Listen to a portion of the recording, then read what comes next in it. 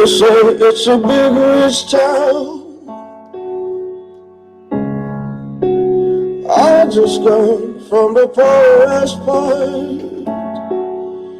Bright light, city life, I gotta make it. This is where it goes down. I just happen to come up high. Nigga, baby, I gotta make it.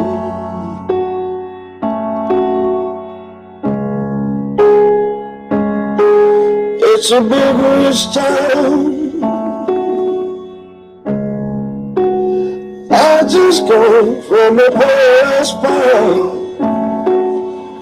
Bright light, city life, I gotta make it. This is where it goes down.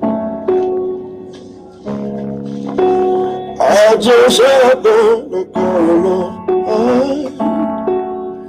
Little baby, I gotta make it. This is where it goes down. They say it's a big rich town. I just came from the past part. Bright light, city life, I gotta make it. This is where it goes down. I just happen to call my heart.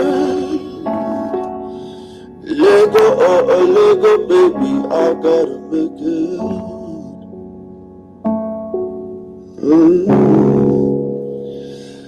I gotta make it. Good evening. Welcome to the Wyatt-Live 5 p.m. drive home show. Stay tuned in. It's going to be a short show. I got something real I want to pass on today. I'm It's a big probably rich gonna lose a town. few, but that's okay. It's okay. I just come from the poorest part. Bright light, city life, I gotta make it. This is where it goes. Who with us this evening? If you're here, let me hear you say yeah. I just happen to come up. Who's sick of it? I know I am.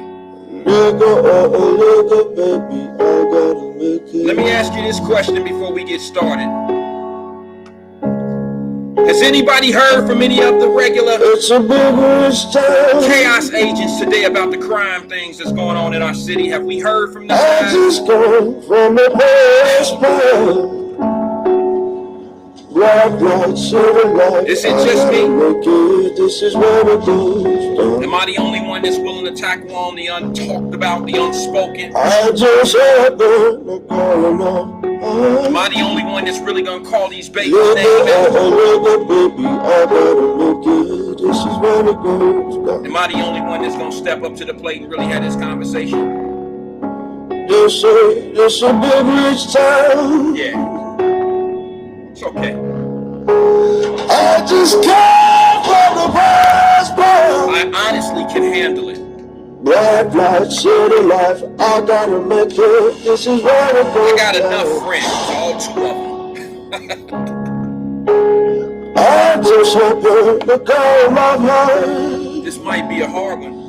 Lego, baby, I gotta make it. Let's get it.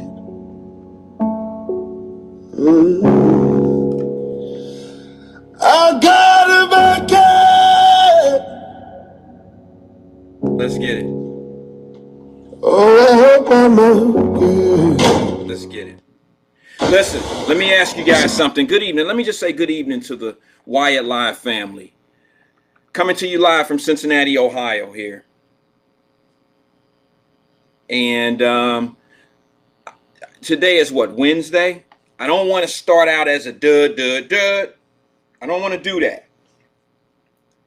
But I don't know how else to start. I really don't. I don't mean to be, super duper negative. I don't want to be that guy. I don't want to be, I'm sorry guys, I'm just making sure that I have everything that I need here set up for us to do what we do. I don't want to be that guy who's going to run away from major issues. That's not me. I've never run away from a fight. I ran one time because every battlefield is not yours to choose if you're going to fight or not. But before we get in the topic and before we go on, you know, our wet beaks first. Before we do all of that, let's say hello to some of the family members who are chiming in, man. Those new and old family members. And what I mean by that is older, you know, been here for a long time. Started with 4. Now we got a few more. Let's see who in the building with us this evening. Oh, Speed showed up first, y'all. Pew! What's up, Speed? Speed, pop in. He says, good evening, everyone. My little sis from down the way, Cindy CC, she drops in. She don't say nothing. She just sends a heart, and that's plenty for me. Plenty for me. Levita Holloway pops in. She says, good evening, Wyatt family. I'm here for it all. I hope you are. I hope you're here for it, Levita, because I might need your help. I may need your help. I don't want to be here by myself. I don't want to be here alone in my thoughts. And I know I know where you stand on some of these issues that I talk about, sis. So I may necessarily need your help. I may need your help. Michelle Hardy pops up. She pops in the building. She says, good evening, Wyatt family. What's good? Stephanie Hides. She's sending flowers. She pops in. She also says, good evening, family. Much love. We need it. We need it.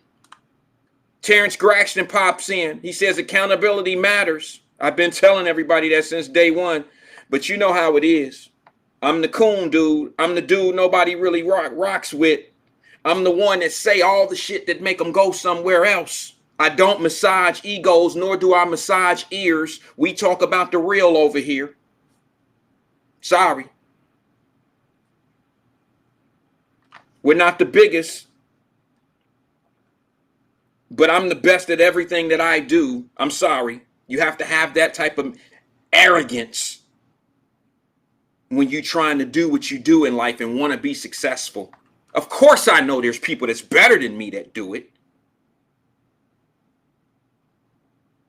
They may be better than me doing this, but I can tell you what they're not. They're not talking about the better stuff. They're not talking about the stuff that really, some of it matter.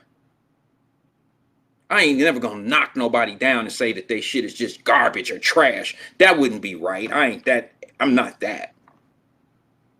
But I do see a lot of redundancy. I do see a lot of things that we've been talking about for decades on top of decades. And I'm like, what the hell? Like, we've been talking about this shit forever. Like, let me give you a perfect example. I'm going to go back and say hello to everybody, but some more people are chiming in. I'm going to get behind in my chat, of course. But while it's on my mind, let me focus on this one thing real fast. I say we've been talking about the things for decades on top of decades. You and I know that's not a lie. You know that's a fact. We've been talking about the same shit for decades on top of decades, right? I'll give you a perfect example. There is going to be, I believe, a meeting, community meeting. Is it Friday? I don't know. I can't keep up with all of these community meetings. But I think there's going to be a community meeting this Friday in Avondale. Y'all been doing community meetings in Avondale since Blair Boys was running shit. I ain't gonna lie. It's the truth. What are these community meetings accomplishing? New voices, same acts. What y'all gonna say that you didn't say 10 years ago? What you gonna say that you didn't say 20 years ago? What are you gonna say that you didn't say 30 years ago when I was walking around Avondale? I think it's been about that long ago. What you gonna say that's any different today? Gun violence. Okay. We're gonna blame the guns. Got you. I'm gonna touch on that a little bit today. Let me finish saying what's up to some people. Stephanie Hyde popped in. She says sick and tired. Yes. Levita Holloway. She says, yes, it's sad out here. Cleopatra Jones, there she is. Hello, everyone. She's checked the box, meaning I'm checked in. I'm assuming that's what that means. That's a gangster ass I'm here, though. I love that check the box because I'm checked in. Sabrina Calloway pops in. She says, hey, everyone. How's the Wyatt-Live family doing today? Hopefully everyone is doing great. I'm doing good over on my end. I'm not sure I feel too good about what I got to talk about, but I think it needs to be mentioned, as is many other things. But here we go again, because breaking news has it that the same thing that we've been talking about and trying to prevent over on this side, we back at it again. Same shit, different day. Angela Satterfield comes in. She says, good evening. I'm so happy and I feel blessed that sis is here. This subject that I have on my brain today may ride deep to sis. I got a feeling why I know I got a good feeling why she's here today. Hopefully I'll say something to her or say something in this conversation that will move something, that'll make her feel better, different. I'll do my best. I'll do my best, Angela, I promise. All I can do is keep it 100, sis. All I can do is tell the truth and say what needs to be said and question certain things. See, we can talk all day. They can have these community meetings all day about the crime in our communities. But who's asking the questions? Who's asking the questions that need to be asked? That's my biggest question. You know, okay, we got an election coming up, so here come all the camera hog people. Oh yeah, this crime couldn't happen at a better time. Free publicity is about to show up. I tell you what, family, this is what we do. The first one, there's this psychological thing that I learned in school. There's a psychological thing that I learned in school. You get a group of alpha people together. The group of alpha people, I don't know if you're going to believe this or not, but I took a psych class. And what I learned is when you put a group of people, a group of alphas, which are leaders, in one room, and you put them in a circle, and you have a conversation, and it's an opinionated conversation, and after the conversation opens up, and it's time to ask questions, you look what psychiatrists are doing. They're waiting for the first alpha to say something. You understand what I'm saying? The first alpha, guess what? That's the bullshitter in the room. That's the one that's going to try to lead everybody. That's the one that wants to have total control of all of the entire room. And that's usually going to be the one that'll say and do whatever needs to be said and done to run the room. So I want to do this same thing when it comes down to city council and all that shit that's coming up in Cincinnati. See, the ones that are going to speak up in this alpha room, the ones that's going to speak up first and want to stand in the front line of the gun violence going on in our community, that's the first alpha that's speaking up. That's the bullshitter. I'm just telling you what I know. See, this is shit ain't nobody going to talk about. They won't even touch this subject, let alone tell you as real as this is. They ain't going to say this shit. You know why? This shit don't sell to advertisers. This shit right here gets you enemies in your own city. This ain't good for politics. Oh well. Number one, I don't have advertisers I got to worry about. Number two, I don't give a shit about politicians. Number three, this is a hobby for me, damn it. You want to shut me down? I'll go paint. I'll start my own collection back up. I'll do what I do. It ain't going to change. It ain't going to change me. It ain't going to change. It's going to solidify me even more. It'll solidify me even more if they shut me down. They'll be like, yeah, we got to get rid of his ass. So let's get back to it. The gun violence, the shooting and killing in our communities. Here come all the community meetings now. And here come all the people running for city council. That's the alpha room. That's the alpha room. Now, let's see who speaks first. I think we already had one on the school situation with the buses. I think one has already spoke up out there for the black 70% kids. Where you at on these kids learning? Where you at on the school failing? 27% of the kids are successful. Where you at on the truancy? Where you at on all this other shit that's been going on for decades in the Cincinnati public schools? Now you want to step up when the camera's Alpha Room, Chaos Agent, get that lady a badge, pin it on. Let me go back, man. I don't want to waste all my time on that. I want to say what's up to the family. I'm so far behind. This is ridiculous. I'm fearful of our safety as a country. Stephanie Hyatt says, so am I. Y'all know that man is messed up over there. It is what it is. Don't nobody want to talk about that shit either. They got all this other stuff to talk about, but don't nobody want to talk about the real. Nobody gives a damn about how you care about Mexican kids, but you don't care about Afghanistan kids. That tell me you don't give a shit about kids. There's an agenda here, period. Can't care for one kid over the other kid. Makes no sense to me. Hump day. Brenda Early comes in. She knows the day of the week, y'all. She know it's Wednesday. Y'all know I'm off. I'm going to stab at you, Brenda, until I just get tired of it. But I'm glad you could take it, sis. I'm just having a good time. Linda Reed pops in. She says, good evening, fam. I'm glad to see we didn't run her away. I'm glad to see we didn't run Linda Reed away. Hit the share, Linda Reed. Hit the share, Miss Reed, because we know your church folks would be interested in what we have to say. I promise to do my best to watch my mouth. I promise. I can't guarantee, but I promise. Angela Satterfield just popped in and she said, well, she's been popped in, but I'm so behind. I want to read this. She says, let me know when the call ends so I can pull over. Sis, you sure you want to do that today? Today is the day. Angela Satterfield got something on her mind and she has something on her heart.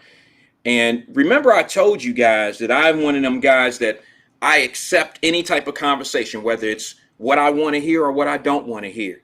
And Angela is one of those, Mrs. Satterfield, that's Shane Satterfield, my brothers. You know, I call every brother my brother, but Shane's a special guy. That's his wife. And they tragically went through what's been going on in the streets of Cincinnati. They tragically lost a son due to the gun violence in Cincinnati. And I told you that I reach out and I have conversations, not like most of the people that run shows and podcasts, and they don't talk to the victims. They want to talk about the people down at City Hall and talk about gun manufacturers and all this old shit. I want to talk about accountability amongst us. And I want to know how you feel about Joe Deters giving no plea deals. See, that's easy for us to sit back and talk about, well, black folks, you know what that means for black folks? Y'all ain't, yeah, okay. Well, if we already know that the tray is unbalanced, don't we need to be talking to our black kids, our black sons, and our black daughters? Hey, don't get mixed up into that. It's uneven. It's not equal. The energy we putting into talking about what's even and what's unequal and all that shit could be going into our community. But we love being hamsters on the wheel. It's obvious. It's obvious. There's two things that prove it. One thing that prove it is it's been going on for decades. We've been having the same conversations for decades and avoiding the real conversation in the problem. So that means ain't no problem if you don't talk about it. The second proof in the pudding is, well, nobody talks about it today. Nobody really talks about the real issue. Everybody know for youth, a 13, 14, 16, and a 17-year-old just got charged with murder and got arrested. Has anybody heard, anybody heard anything about that shit today on the radio or podcast or national news? Has anybody heard? Has anybody heard from Ben Crump or anybody like that? Has anybody heard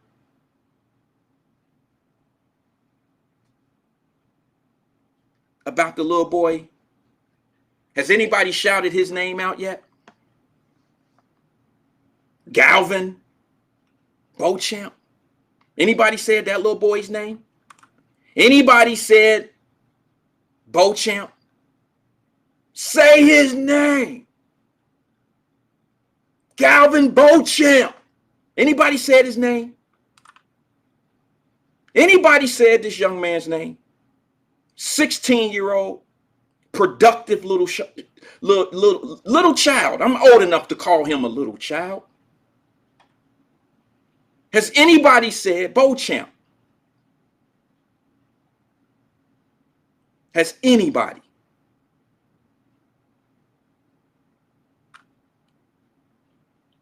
Other than, and I'm not trying to be funny, other than that haircut, because we didn't have that haircut when I was a kid, that looked like us.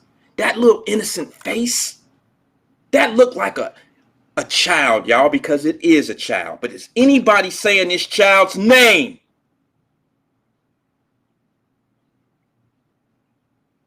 If it ain't no money in it, they ain't gonna say his name.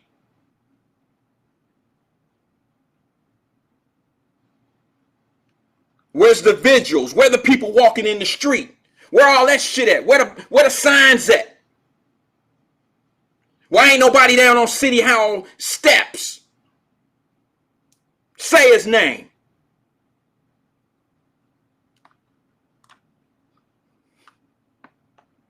"16 years old, not a street kid.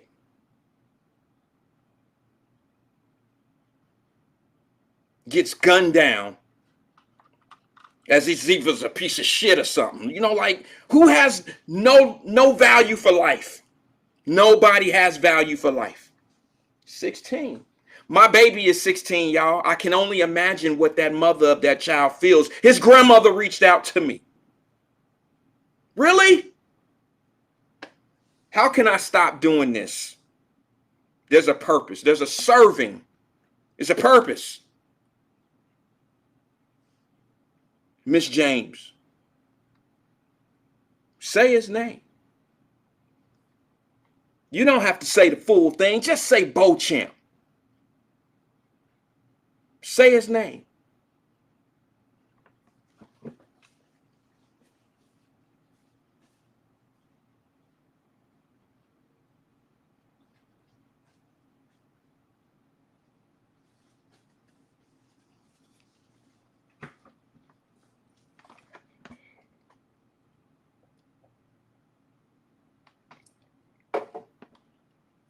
Where's CNN? Where's Fox? Where's Crump? Where are all the chaos agents who got so much to say when a white officer or an officer shoots us? Where they at? This name don't matter? Let me put a reminder up. I'm going to say it like this as I look at this young man in his face. Where are all the chaos agents at who have so much fucking energy when we take a shot from a police officer or anybody else? Where is the outrage? Where is the accountability? Where are all the people that want to see something done about this? Where they at? Why don't the radio talk about this? Why aren't podcasts talking about this? But you let a white man do something to us, and it means so much more. Now, who's the coon? Myself, who wants to address this real issue, or the Negroes who don't even want to talk about it and try to make it better? Try to fix it. I know everybody ain't here for that shit. I know. You can tune out. Today ain't the day for y'all. If you ain't on it, pop out. Poof. If today ain't your day to be preached to about the shit, if you came here to talk about Britney Spears or some old goofy shit, or what the mayor ain't doing for us, if you on some of that shit, if you on some chaos agent shit, we'll holler. You got a few seconds to leave. I'm going to ask the real people to hit the share. Or I tell you what, you hit the share before you leave. You hit the share, because I guarantee you there's somebody that you don't share this show with, or who you don't tell this show about, that might want to see it. They may want to see it. But we so big on holding each other back, we won't even share gems. We're afraid that somebody might take something from us and do more with it. Y'all know I ain't lying. Everybody on here right now knows somebody just like that. Everybody knows somebody. And here's the thing. I'm not trying to be funny here when I say this, but if the shoe fit, you got to wear the motherfucker, right? The truth of the matter is this. You might be that person. You might be that one that love coming here listening to stuff and yes, agree and blah, blah, blah. You may disagree or whatever, but you don't want nobody else to see this shit because it might change the narrative and what's going on in our community. It might change what you talk about, what's going on in our community is what I'm saying. You don't want to talk about it. You'll listen, but you don't want to talk about it.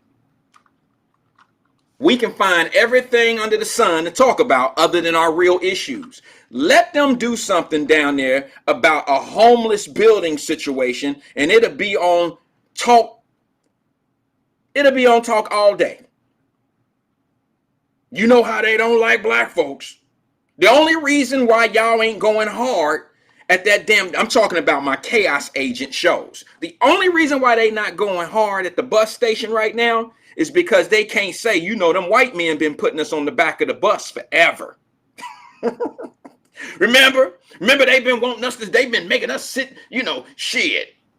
They've been making us sit on the back of the bus forever. See how they do us? You can't say that shit because the last time I checked, I know you heard me say this before, but I got even more ammunition. Last time I checked, whoo, Metro got a whole lot of brass down there. They got a whole lot of melanin in them. Got a whole lot of color. A lot of them look just like me. These are the ones that make those type of decisions and sign off and say, yes, sir, no, sir, to, okay, we're going to do a bus route. So we can't go to the we shall overcome shit because the white folks got the buses going somewhere else. They don't want to educate us, blah, blah, blah.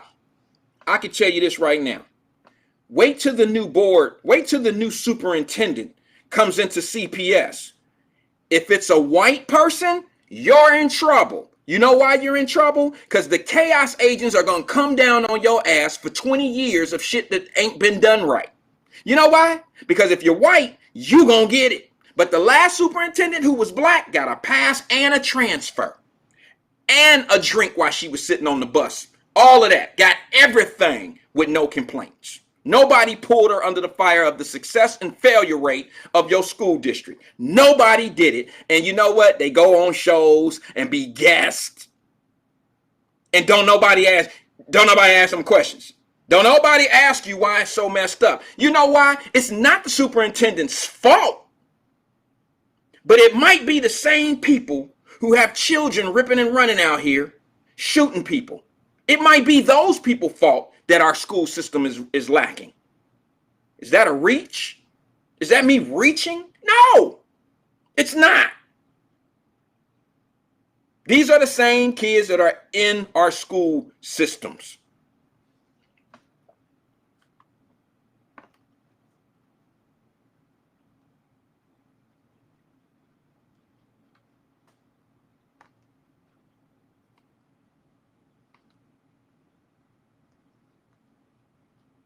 Yeah, I see a comment I gotta address. I see a comment. I see a comment. I gotta get to this one. What's that name right there? I hope he ain't gone either. Let me see.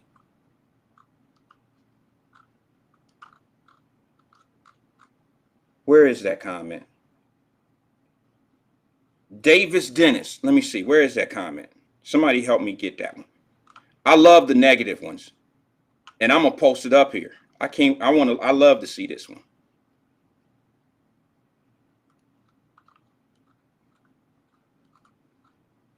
Give me 2 ticks.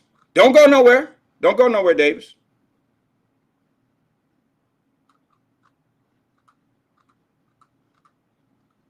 I'm so far back. There it is. He says, you got pics with 50, the biggest bully in our music scene, who advocates for murder of others.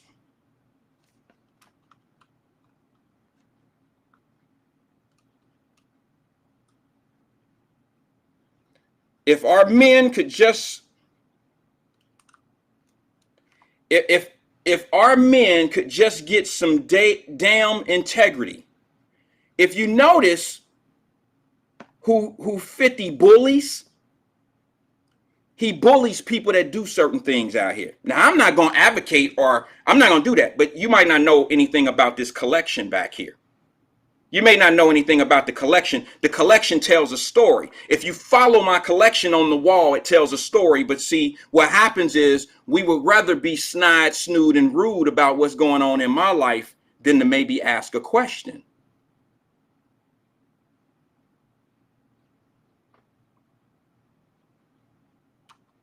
And then you say something about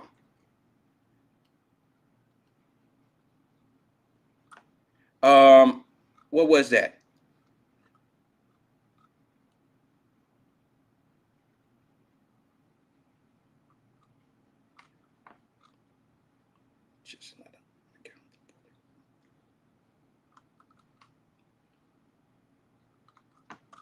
I'm so far down in my comments. Cleopatra. She says, it's long. I'm sorry about that. She says, I've been asking where they at for 6 years.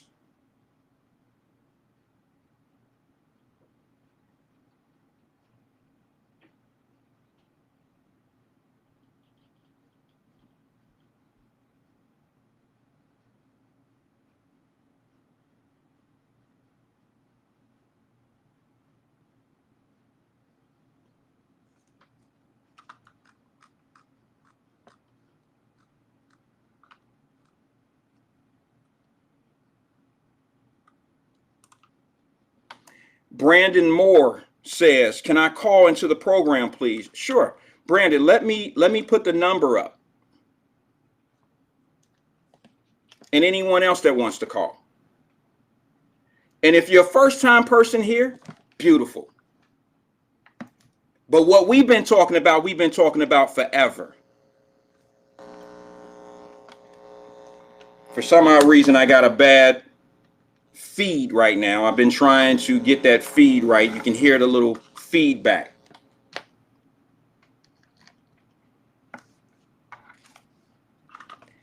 Listen, I like industry people. I like self-sufficiency. I like executive producers.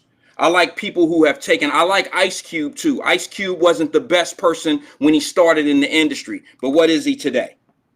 What is he now? Is Ice Cube a sellout because he's turned his life around? He's an industry guy now. Is Ice Cube a sellout? I'm all about self-sufficiency. I got 50 up for a reason.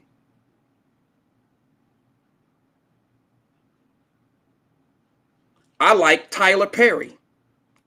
I don't like his work, but I advocate him because I like his business hand. I guess there's a problem with me liking a man that wear a dress and made his moves wearing a dress. Everything is not as serious as the appearance. Some things has its hidden gems. That's just me.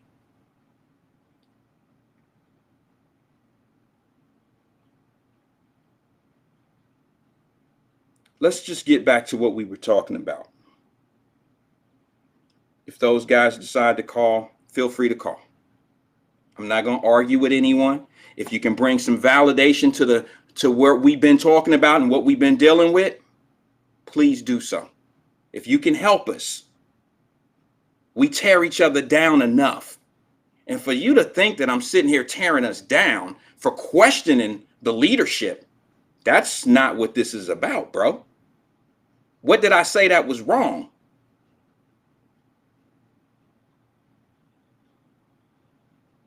This isn't a show that we always agree. We don't always agree with each other. It's just not that, bro. Relax.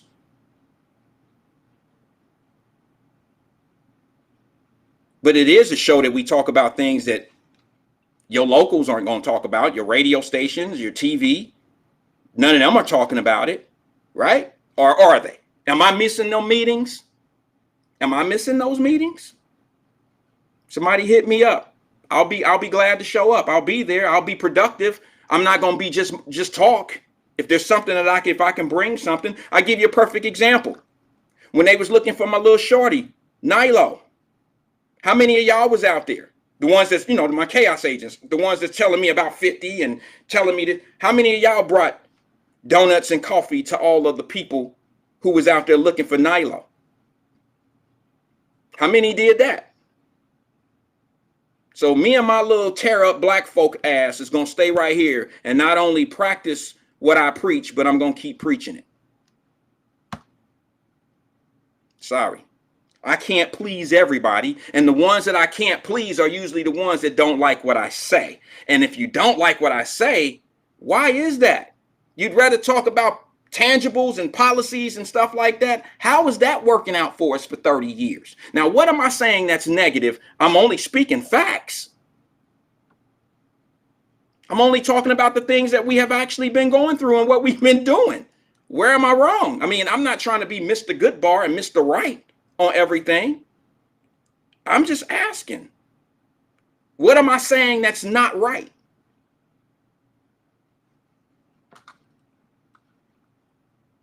Maybe my opinion may be wrong on something, but it's a fact that we've been talking about the same shit for decades. And just because someone says it different don't mean it don't mean the same thing. And just because the players come in that look different, a new regime comes in, that don't necessarily mean that it's brand new.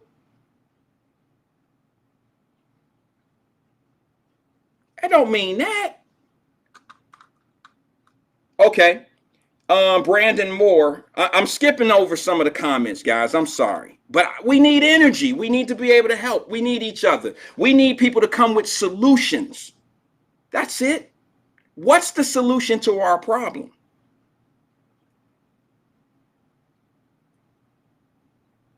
Who feels crazy that a 13, 14, 16, and a 17-year-old gets arrested yesterday for the murder of a 16-year-old?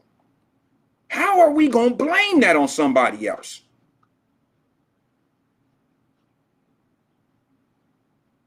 And for those that say, well, they killing and they doing what they doing too.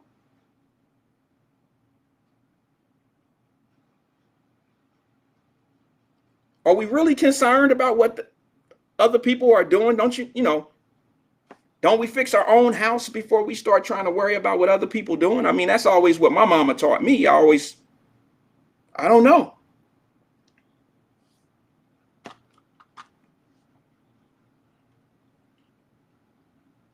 I got 50 on the wall. I got Set It Off on the wall. I got Slim, Queen and Slim on the wall. You starting to get the parallel of what's going on? You get it? You get it? You got struggle, you got truth, and you got power. I mean, are you starting to really kind of get it a little bit? I'm just saying. I'm just saying. I mean, and it's a collection. It's an ink dry collection. It's not your average just slide it into a frame type of situation. I'm just saying, you don't have to love me. Just try to understand me.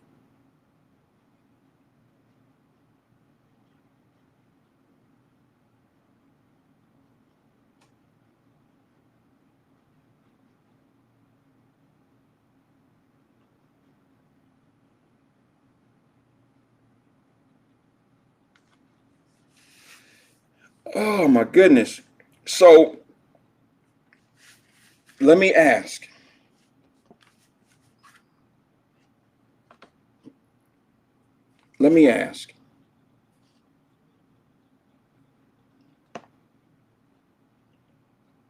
Beauchamp.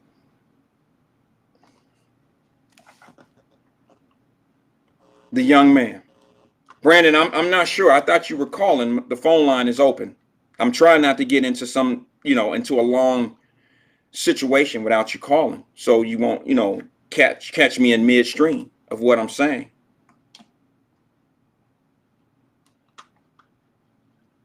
I got a serious question. I'll just wait for the phone call to come if it comes. Here's my serious question to everyone. Should there be more accountability from family members, from the guardian of children that are out on the street doing things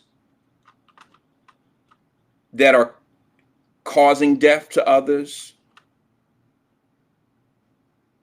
At what point do we stop and say somebody has to be a little bit more accountable than just a child?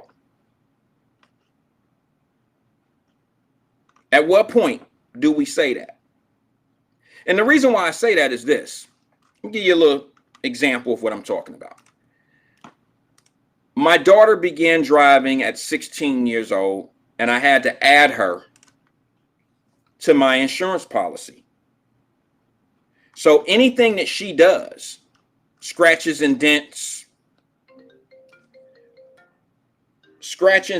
to the car. Let me take this call, and then we'll go into what I was going to say about my responsibility of the things out there that my daughter may do. Good evening, caller. This is Wyatt. Who am I speaking with? Wyatt, this is Angela Satterfield. How are you? Hey, Miss Satterfield. Good to talk to you. How you feeling today? I'm doing all right. The conversation kind of starts to get old. So I said, let's talk to someone in there. Because I still have a lot of that's never walked in those shoes. And so for those people, for me, sit down and be quiet. Because nobody knows Lady Black Fox. But nobody knows what that is like. Nobody knows on the other side of how I have to live as a result of my child being murdered. So absolutely, I agree. Parents have to take accountability. Now, having said that, my son was 21 at the time, but the shooter was 17 at the time. He didn't know my son. They didn't even know each other. Right. My son got caught up because he was with the wrong crowd. So let me share with you from the mother who's been there. I told my son, I had a dream that I was at your funeral twice. So the Lord told me to tell you, if you don't change the people around you, you won't be here long. So the truth is, I knew that day would come if he didn't change who he hung around. That day was going to come. I knew that. So that evening when I picked myself up off the floor and my family came over, I told my dad, Dad, I knew this day was going to come because I received my warning. And as parents, number one, you better tell yourself the truth tell yourself the truth. And everybody wants to point the fingers at everybody else about what's going on. A 14-year-old, a 13-year-old with a gun, where'd they get it from? Where's your mama at? Where's your guardian at? 17-year-old to kill my son and another body got 18 years for two bodies. And the truth is, I had to accept the plea because I didn't want nobody else's mother to be affected in the manner in which I did. Because all it took was one juror to say, I don't know. And the case would have been over. And to everybody else out there, my son was nobody. Sure he was. So I had to be his voice. Go ahead. Sure he was. Sure he was somebody. I know what you mean. But, you know, we got to get past that because we're not a rapper or some entertainer, that's when we have no value. We got to get past that. You got to get past that. We do. We got to get past that. Yeah. These parents need to be held accountable, especially for a minor. They need to be held accountable. The boy that shot my son, it was told to me over and over again, he got the gun out of his mama's bedroom. I saw somebody in the comments today saying, as neighbors, we need to start taking care of our own. The truth is, we ain't going to do that. We're not going to, unfortunately, we are not going to do that. And I'm going to tell you why. When my son was in the parking lot, there were 3 juveniles who were in the parking lot at the time of the shooting. Prosecutors could only find 2. So I relived this every day for 23 months until we got ready for trial. You know what happened? To the boy's mother said, the father said, I'm sorry, but I'm not going to allow my son to testify because they're threatening my son. Both parents. They are threatening my son. I heard the messages. I saw the text messages. Buzz, you down there in court. You ain't down there in court, are you? So the truth is, I spoke to both parents. And I said to them, you know what? I can't be angry with you because I'm a mother. And as a mother, I have the responsibility to protect my child. So I understand. However, I really hope that you never have to stand in my shoes and have to hope that somebody else will speak up for the justice of your child. So my case went from 99% solid down to less than 50 because nobody would testify. My son's quote-unquote best friend in the backseat of the car said, what you think gonna happen to me if I testify? I said, what you think gonna happen to you if you don't? Right. He told me I'd rather take that chance. I said, be careful what you ask for.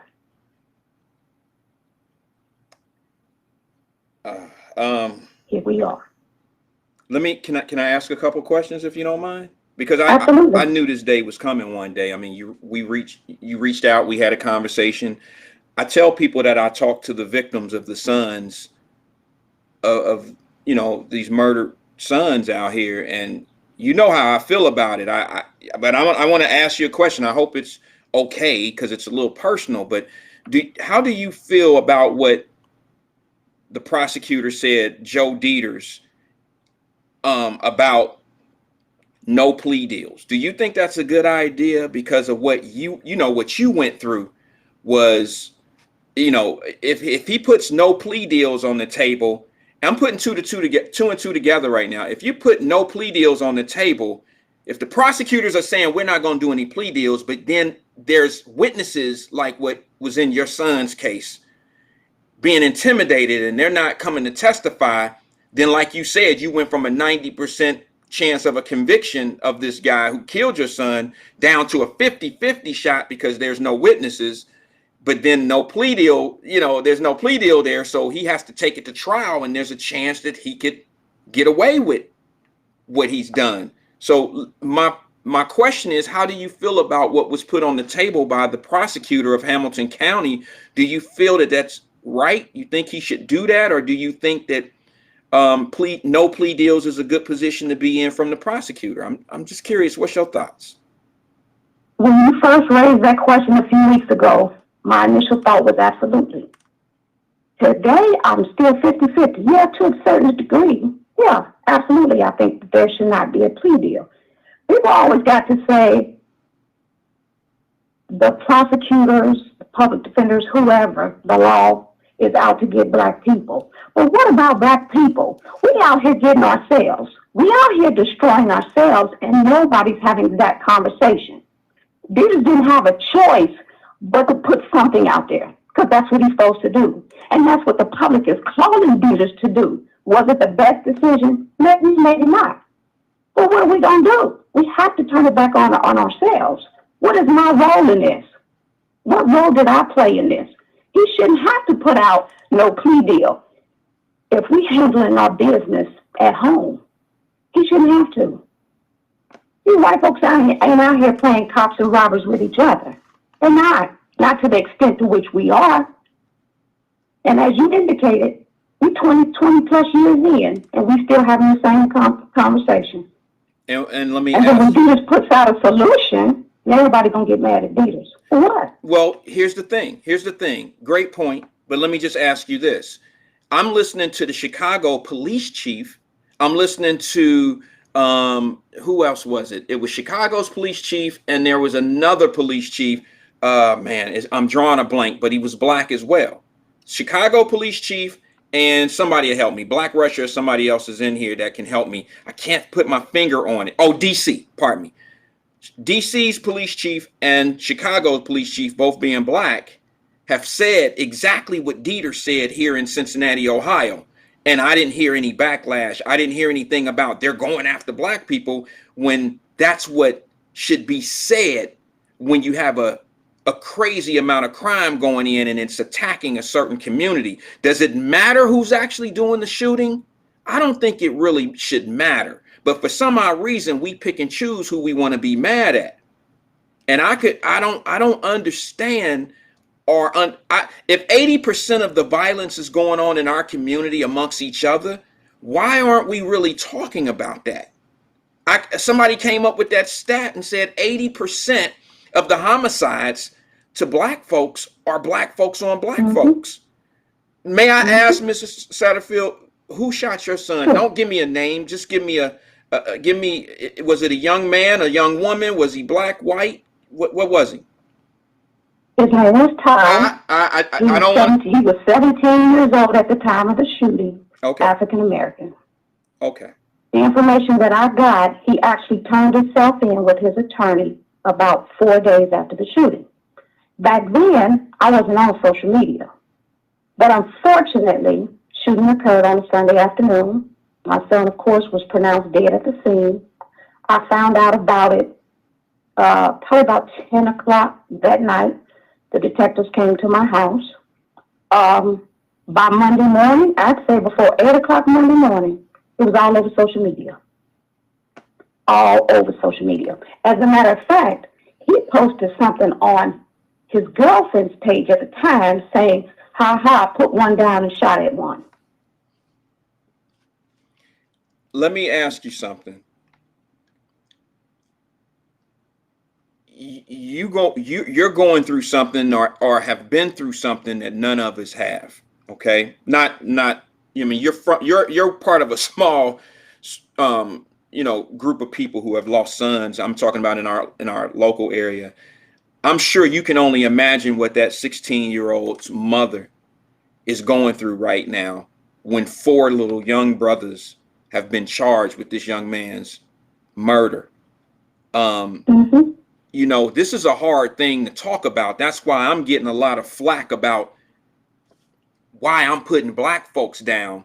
I just don't understand why we have this defensive mechanism for people that want to talk about this problem. Why do we have this thing going on I mean, how much of the community came to you after this happened and was there to try to make this right or try to help you through this problem? I mean, I see a lot of energy going into other people that do us wrong, but I don't see a lot of that same energy going into the people that look like us that do each other wrong. Do you understand what I'm saying, Ms. Satterfield? I do, and I can answer that question.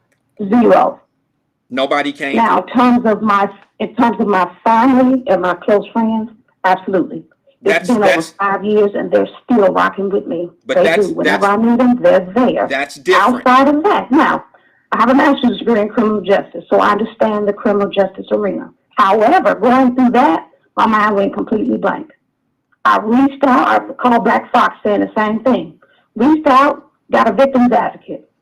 I could have knocked the hell out of her because she had me miss a court date when she told me nothing was going to happen at that date, and I didn't go. Well, and my son's aunt went, and she called me and said, "Oh, Angie, they called him down, and they did whatever they did that day." And I reached out to that woman and told her, "Don't you ever give me no false information about my son again. Because if you do, you and I are going to have a problem." I never utilized her. I had, in them 23 months, I had 3 different prosecutors. It switched over because he was 17 at the time of the shooting. There was some kind of case law in Ohio that kicked the case back to juvenile court because of some law saying that a juvenile should be given the opportunity to be amenable to treatment at the juvenile level as opposed to being bound over to the adult court. They kicked it back to juvenile court. I waited 4 months. They kicked it back to the adult court. And then the driver of the car died exactly 6 months later to the day of Elijah's funeral. So then we had to go back to juvenile court to amend the charges from felonious assault to murder of the second body, to take that back to the adult court. the switch prosecutors, and they tell me, oh, the case got to start all over. See, people don't recognize and understand that, okay, after the funeral is over, everybody goes back to the normal way of living. You know what, Miss It's been over Satterfield? 5 years for me. Let me and tell I'm you still something. trying to figure out how to get up each morning. Let me tell you something. Let me tell you something, sis. What you just said was something that I hear commonly from, like, for instance, Black Fox. You heard her on the show. Y'all's situation is very similar. And everybody, I'm talking about Breonna Taylor's family, Tamir Rice's family, a lot of the victims, mothers say the same thing. And I'm talking about national names. They say right after the funeral, you don't hear from people anymore. It's over. The spotlight is gone. Mm-hmm. These people don't really care. And I find it to be,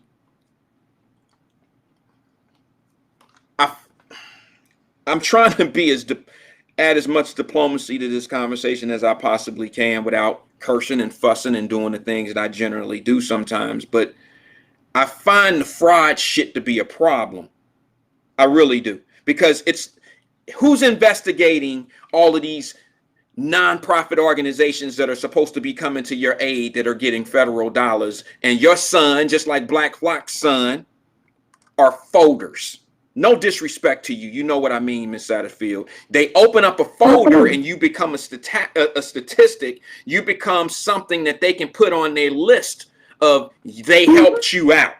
They helped you out, and this is the reason why we need to be here, is because we're helping. We're a victim advocate group. We do this, we do that. No one's investigating those people. How many people are actually complaining? We've had 2 mothers of dead sons on this show and have not had a conversation with each other, which we want to change that because Black Fox needs you to reach out to her, and I can't wait for you guys to get together. This is great energy. You guys need each other because the stories are very common. And these advocate groups did the same thing.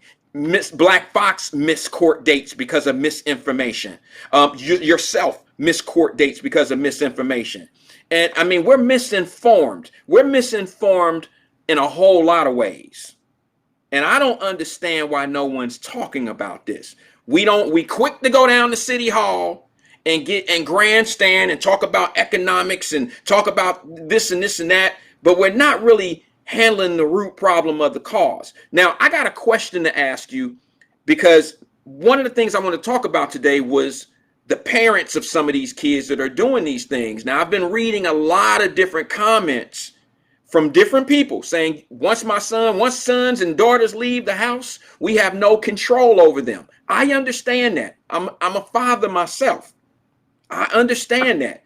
But quite frankly, what was your recourse to the family, if any, to the young man's family that murdered your son? Was there any recourse? What did they have to do other than see their son off to the penitentiary? Was there any monetary? What did you sue them? What's your move? What do you do to the family, if anything? I thought about suing. I did. Mom hadn't quite got a job at the post office, so at that time it was unknown. Dad hustles, so everybody know him. He's well known in the city, and I knew about him. Didn't know him that personal, but I could point him out. But absolutely nothing. When it first occurred, when we first met up in juvenile court, the family apologized to me. His mother tried to tell me that we have some good sons. So I'm going to leave it right there. I'm not going to say on your show what my response was. I appreciate it. So I'll leave that there. We got over to the courthouse, and when they bound him over as an adult, we got over there every month. Had to go to court. Show up. I told my family, it stops here. We're not going to do all that retaliation. It stops here. I explained to the other victim's family before he passed, we're not coming down here for no shit show. So all that foolery that y'all doing, we're not having that, because I'm the face of my son. And y'all not going to be down here arguing and fighting with each other. If y'all cannot get high for 30 minutes or 3 hours to come down here and represent your son, stay your ass at home. That has to be a horrible thing to do. Family shows up. The shooter's family showed up time and time again. I passed them in court. They said good morning to me. I said good morning back. Went in the courtroom and sat down because at the time I worked down at the courthouse in drug court in courtroom 500. So the same sheriffs that came into Heaton's courtroom was in Judge Burke's courtroom. So people looking at me all different, like, what you doing over here? Oh, it's personal for me today. It's a little personal. I left it at that. Shane saw mom over at juvenile court because they, at 2020, because they kept him locked up at 2020 for 23 months into the sentencing because he committed the crime as a juvenile. They did not send him over to the Justice Center because unfortunately it was some folks waiting on him if he'd have made it to the Justice Center. For whatever reason, he didn't. Mom then spoke to me. Mom spoke to Shane, explained to Shane, I'm going to tell you the truth about what happened because all I asked for was the truth. If my son did something wrong and he deserved it, tell me the truth. At that point, he's gone. I can't bring him back. Tell me the truth. What did he do? I kept asking the detectives, what did Elijah do? Did he get out the car? Did he shoot? Did he have a gun? What did my child do? Now, your child never even got out of the car. He didn't have an opportunity to get out of the car. I watched the video from the Ameristop, so I could see what happened. Closer we got to court, once we hit our last judge, and they realized that I was not going to accept anything less, family stopped speaking to me. Closer we got, I started seeing the boys that had never been in court before in a year and a half start showing up in court because daddy had them to. And I know that because I watched everybody who came in that courtroom for 23 months. They were waiting on the witnesses to show up. So this was a 20, waiting on them to show up. Ms. Satterfield, I'm sorry, I didn't mean to cut you off. This was a 23-month process after the death of your son. The case lasted 23 months? 23 months. He died January 10, 2016. We went to court December the 8th or 4th, somewhere around there. That's amazing. Yeah. It's amazing. I mean, I know there's due process. I know there's things like that. But, you know. Don't take that very long. It doesn't. Because the prosecutor and the defense attorney, they're friends. You all had these conversations. Yeah. Y'all went and watched the videos. I met with the detective earlier on in March that year. The detective called and said, hey, juvenile judge is going to want to see the video as proof to bind him over to the adult court. Do you want to watch it with your family before they show it in open record? Absolutely, I do. I thought it would answer some questions. Okay. 23 months. I went back and forth to court every month for 23 months. I understand. To get to the end, and folks said, we're going to testify. What you mean? And then the defendant did not want to, they took a plea deal. And what type of plea deal was put on the table for the murder of your son? The plea, they dropped it down. Had it gone to trial, he was facing up to 23 years per body. How many bodies were there, Ms. Satterfield? Two. 2 bodies, okay. 2. He ended up taking a plea, not for murder, but I want to say involuntary manslaughter. Okay. And he received 9 years for my son. He received 6 years for the other victim and 3 years for weapons under disability. 18 straight. And he spent, 2 years and 23. And you know what his family said? I ain't going to say his name, but they yelled out in the courtroom, we got you, we'll see you in 16. Right. Okay. And as being a young man, I mean, I can't say that any day in jail is nothing. I can't say that. But being a young fella at 17 years old, 16 years, you still can come out and have a productive life as long as And what I mean is you can still see your family and you can still do some of the things that your son can no have longer. kids, raise your child. Absolutely. In my victim impact statement, I thanked, of course, the judge, although he had already made a decision as to what the sentence was going to be. I thanked the defense attorney. Sorry ass. Right. I told him, you know what? Thank you. Thank you for continuing this case, because what you thought you were going to do was wear me down and I would have taken a plea prior to today. So you taught me how to be patient in the midst of my storm. So I say thank you. Right. I told the parents. Matter of fact, I told him, you know what? I feel sorry for your mother, because what you stole from me, you took in a matter of minutes. But guess what? For the next 16 years, your mother has to wake up every day wondering, is today going to be that day that I get that call about my son? Because you know what? You reap what you sow, and it's going to hit home harder than you threw it. Right. 2 years ago, Daddy's daughter was shot and killed. Right. And now he all over Facebook pleading for folks to pray for him and his baby. I got angry all over again.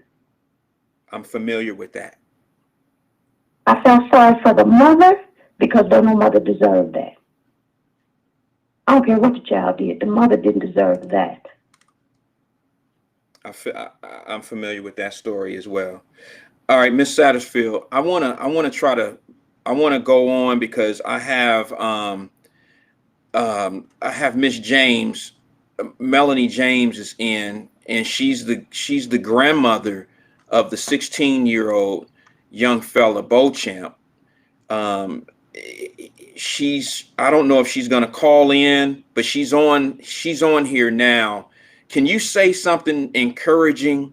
Because they just arrested the 4 young men that killed her grandson. Is there anything you could say maybe to keep that sister encouraged? I mean, can't nobody say what you can say and do what you can do for that grandmother right now. But she did reach out to me, and her grandson, who's on the screen right now, Galvin Beauchamp, is gone, like your son. Mm-hmm. And I mean, you know, it's our community, and I think we all need to stick together. We got to get back to this village mentality, and it's gonna begin with people such as yourself and Miss James to let us know what the real pain is from the other side. See, we only watch it on the news. We're not even talking about, we don't talk about what you guys go through. That's not ever talked about. And I just, that bothers me a lot. And now I got another grandmother that I have to talk to and try to, I can't tell her what you can tell her.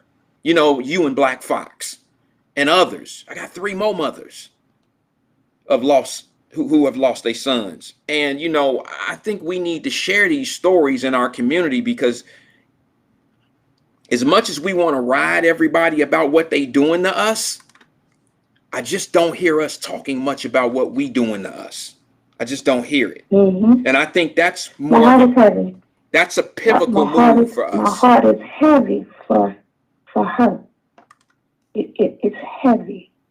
And I don't even watch the news anymore because it has become too depressing. And sometimes watching the news is a trigger for me. But to the grandmother, Wyatt, you have my number. Feel free to give it out. I did make contact with Black Fox. And for me, because I'm in school online and working full time, it's a little challenging. Mm-hmm. But I do still plan to connect with Black Fox, and I'd like to connect with grandmother also. Because if I have the opportunity, I'm going to be that sister that's going to stand next to her when she goes down to court. I'll be there to answer those questions that nobody else can seem to answer, or they dance around. And if I didn't learn anything about my son's death, I learned to tell myself the truth, no matter what. And no matter how much it hurts, tell myself the truth. And so to the grandmother, it's a pain I don't wish on nobody. And unfortunately, she too has become a member of a club she never paid dues to join. But as long as I'm able, then I'm going to stand with her. I'll go down to court with her as she needs. I'll take the PTO. because I have enough to use, and walk her through that process and continue to hold her hand. And those nights when everybody's sleeping and she can't, I'll be there. I'm still up during the night because I still have racing thoughts. So whenever she needs me, tell her to reach out to me. Well, that's strong. I appreciate it. I appreciate that you're willing to do that, because some of the things that you had to go through with some of these advocate groups that were not really there for you, you'll know some of those pitfalls that she can possibly, that family could fall into. And what we need to do is be very transparent with one another and just start talking about the real stuff that's going on. We know there's violence being handed to our community from outside of our community. We know that the police aren't always on their best behavior with us. We know that. But sometimes we got to be honest and say, we don't have the best crew that's making it, we kind of make it easy for these guys to get away with doing what they do. We got to take some accountability and say, hey, we got to straighten up our village. We got to straighten our village up. So when something happens to Black Fox's son or Mrs. Satterfield's son or some of these other sons, we all can come out and say, no, this ain't no, they don't act. Then these are not street babies. This is not our kids. It'll give us a lot more juice and a lot more credibility when we really want to go fight that fight. You know what I'm saying? Against the police or whoever else is doing us wrong. I just feel like you can't continue to fight against somebody else when we fighting so much within our own walls and our halls, and we won't even address that fight. We won't even talk about it. I mean, you got to have a conversation first to understand the problem, and then the conversation opens up Pandora's box of the problem, and now a true solution can come in. We talk about gun violence. You know that the guns didn't shoot your son. These criminals did. You understand what I'm saying? The criminals did it. And unfortunately, I hate to say it, but if it wouldn't have been a gun that did it, it might have used some other tool or some other thing to do it. These are just criminal-minded individuals that don't care what they use to do what they got to do. There's no gun. Unfortunately, don't forget to add, there's no consequence. What are the consequences? A body is worth 10 years? Really? I've been saying that. But you don't want no plea deal. I've been You're saying arguing that. about no plea deal. Not you, but I'm just saying. You're arguing about no plea deal. But look at the sentences. See, 10 years. I mean, we looking at, a lot of people argue some of the wrong stuff. I mean, we know that there's been some disproportionate, sentencing going on in the United States since we've been around. But have we ever really stopped, dropped, and thought about, we have mass incarceration, we have sentencing that's going on, and we might get more time. I don't know. Sometimes it don't even play out the way people say it because the circumstances are different. You look at a white dude that get a sentence, and you look at a black person that get a sentence. We just here recently seen one that was off balance on some money, embezzling money with a white lady and a black lady. I get it. Those things are going to happen. But let's think about how is our system really working when you have a 16-year-old kid, a 17-year-old kid that's willing to do a dime, willing to do 10 years in jail for a body? Now, our system is failing.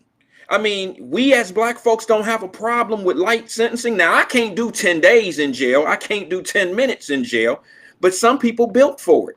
Some people got cousins and family members in jail, and they going to visit for a few years or whatever. You know what I'm saying?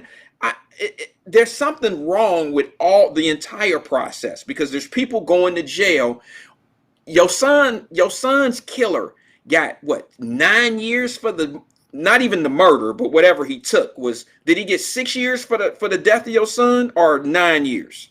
He got 9 for my son. Okay, and 6 for the other son, or for the other guy. Okay, so the other parent, you get 9 years, which is, quite frankly, I'm not mad or whatever. Like, I'm not like gonna sit here and judge the case and say it wasn't enough and all that. I'm not saying that, but I don't know. I know if it was my daughter, I would say 9 years for murdering my daughter is nothing. I got a problem with that. That's how I would feel. Now imagine if I'm that parent of the other. It was a son that got murdered on the other with your son, right? It was another guy. It was another male. Okay, yes. so imagine being the parent of that male, and he gets 6 years for his son. I mean, you know, I mean, we're talking about a whole lot of sentencing and stuff, but are we talking about sentencing of things that people aren't doing? These are murders that plea deals, you know, usually let people know, like, okay, I'm guilty, I'll take a plea. This ain't no plea. I'm gonna do this time just because I don't want to face the maximum that they can give me. They're taking plea deals because they trying to get it over with. They know they guilty and they don't want to get the max. I don't understand what we got going on here. I really don't understand what we got going on here. We got an unjust in a whole lot of different ways. The sentencing for these murders are not, and you know, some people might take this conversation the wrong way when I say people aren't getting enough time. There's not enough accountability for what's going on in our community. I find that to be more of a tragedy than I do a whole lot of things that we talk about in our community. I think that if people take a life, I mean, some people don't believe in the death penalty because of the history of it. You know, the history was black men were being lynched and hung and sentenced to death for things that they didn't do. But are we still living in that world today? I'm just curious. Maybe some people will feel we really are. But you still got black judges. You still got black prosecutors. You still got black people that can oversee some of these situations. I don't know. I don't know what's going on. I just think that we need to do better. I think if we're at ground zero and we do our village right, then we don't have the concerns of plea deals. I think it starts there first. That's just my opinion. I could be wrong. I agree. Miss Trying to get off the Satterfield, phone. I know some yes. other people want to get on. It's been a Just wanna say pleasure. Thank you. I appreciate you. Sis, you always know you can reach out to me. I'm always a phone call away. You know that. Tell the mister I said what's up. Tell Shane I said hello. And I'm glad you were able, hopefully this will be some type of help, because what I've learned in my life, quite frankly, I've never gone through what you've gone through in this, but what I've learned in life, I had some tragedies happen to me, not many, but I've had one that was very hard on me. And what I learned is when you know you're not by yourself in those situations, you tend to be able to accept that situation a little bit better. It helps to know that you can help somebody else who's going through the same pain. It's a lonely place sometimes. It's a lonely place to go through those painful spots. But unfortunately, you get a little better when you know you can help somebody get through that pain that you've been through. That's true. So, my sister, I appreciate you coming on. I didn't expect it, but you blessed us today with your conversation. You really did. Thank you all. Appreciate you. Thanks, sis. Bye-bye. Miss Satterfield lost her son, and Black Fox, several other parents. I mean, you know, I didn't want to make this that type of conversation where we're picking the bear and we're going to start going after each other. Not Miss Satterfield. I just noticed some of the comments that were coming up about, you know, me attacking black folks and this and this and that. That doesn't make any sense to me. That doesn't make any sense to me. Maybe it makes sense to some people that would say, maybe it's just unusual to have a show where we're having this kind of conversation. Maybe since it's not talked about a lot, that it's an abnormal situation and some people feel like a fish out of water because we're bringing some issues to the table. How many of you who have never had a son or a daughter murdered in the streets, how many of you ever knew that these advocate groups, these victim advocate groups were dropping the ball with the families? They get paid to help these families. They get they're nonprofit organizations. They get taxpayer dollars for opening up a folder and putting these kids' names in these folders and then turning over at the end of the year saying we had 325 cases. This is why we need this funding. How many of us knew that was happening? Every one of the victims' mothers or fathers that I've ever talked to all say the same thing. Not one of them have blamed these victim advocates for anything other than what they done, like They gave me the false information. I missed a court date. How in the hell would you feel if somebody killed your son or your daughter and the people that's supposed to be helping you are misleading you? Maybe not on purpose, but damn. Is it that busy in your office that you can give me bad court dates? Where I show up and my son's killer or my daughter's killer has now been sentenced, and when I show up, it's over with? What you mean? I didn't get a chance to say nothing. Black Fox, she came on and told that story. She said, hey, I didn't even get a chance to address the court. I got a question for everybody. I got a question. I hope this isn't a question that makes, let me see. I don't know the young man who was trying to call, but I hope he calls.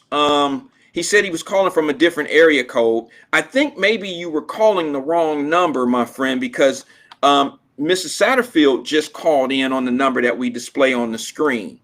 And I want to put that number up. I just have a question for everybody.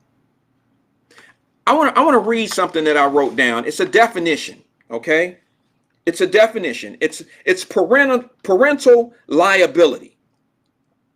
We all know what liability is, right? If you get liability insurance, if you get into an accident, you know, you're liable, your liability insurance covers it. Okay. Okay, Miss Williams says it was Brandon Moore. Can you give us a call, Brandon, if you're still on, bro? The line is open, and I would love to have a conversation with you. Whether we agree or disagree, any solution to the problem, if you can bring something that we're not thinking about over here, bring it, please. Brandon Moore says it keeps going to voicemail. Bro, are you calling the right number? Can we put it on here once again, because the line is open. Please call. I know you're calling long distance. I don't want to try to be funny, but dial 1-513-310-0546.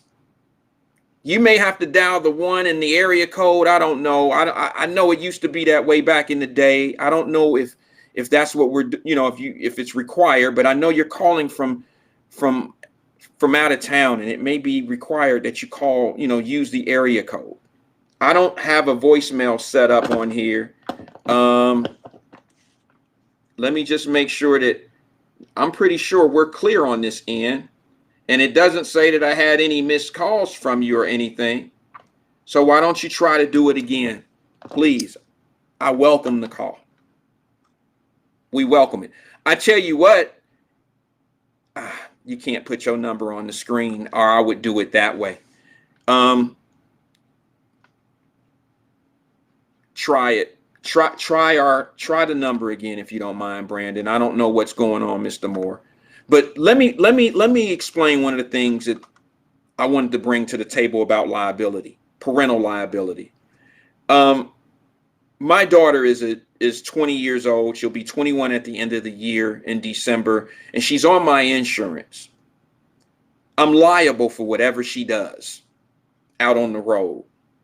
So let me ask you, with me knowing that I'm liable for everything that she does out on the road, how do you think my conversations are to her? Be careful. Hey, you know it's raining outside. Be careful. I'm not even afraid.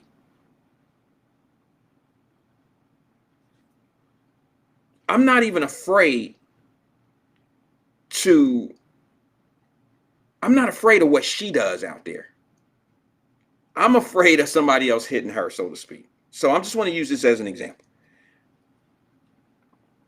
Hold on one second. Marcus Jenkins just said, he says, brother, this whole conversation makes no sense unless we have some baseline to start from.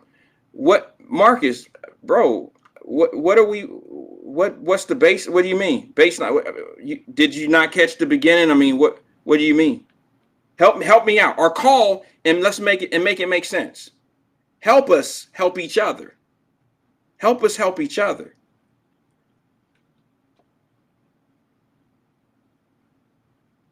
Help us. None of us are fallible. None of us are perfect. Whatever you can do to bring to the table, whatever you can bring to the table to make it better, I've always welcomed that. I've always asked that of people. Always.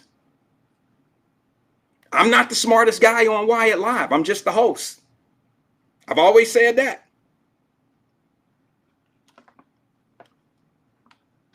My question is, how much liability should parents have? How much liability should parents have in what their children are doing out here? I want to read something that came in. It's what parental liability is. And it says it's parents' obligations to pay for damages caused by neglect, intentional or criminal acts committed by the parent's child. I think those are monetary penalties.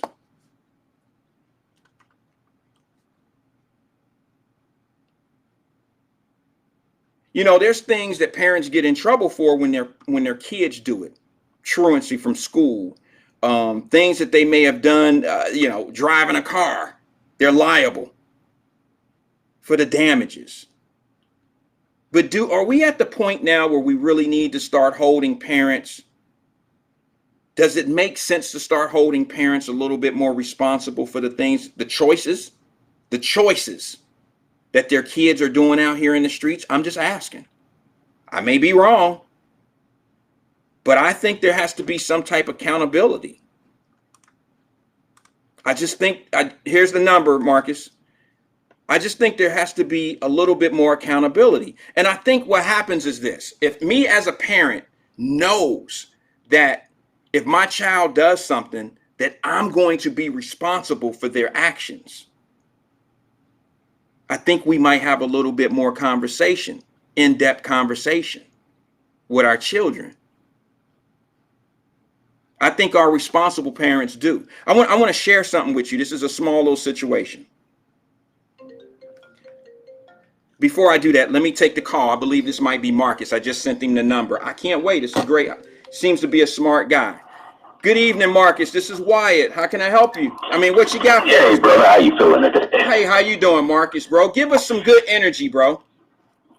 Well, I mean, I don't know what I could really give as it pertains to energy, brother, because I'm trying to just figure out the baseline here. I mean, I've been into this for a long time, and 1 minute, we being sentenced too much. The next minute, I'm hearing we're not being sentenced enough. I'm just confused. I'm confused that's too. That's what I'm saying. We need a baseline. If you don't have a baseline, man, you just look like you out there spinning. Right. Yeah, you might be right, because I'm talking about the things that we talk about in the community. I got both sides, right, Marcus. I got both sides, bro. And what I mean by that is, you hear the people that talk about our sentencing situations, right? And how we get higher sentences, right? I spoke on that. But then I'm the man in the middle, because there are parents of kids that are being shot and killed in our streets who don't feel like the sentences are long or high enough. I think that's what I was trying to get to when we were talking about that. And I wanted some opinions on, how would you feel, or do you think a 9-year sentence is enough for another man or someone's child to be shot and killed on the streets?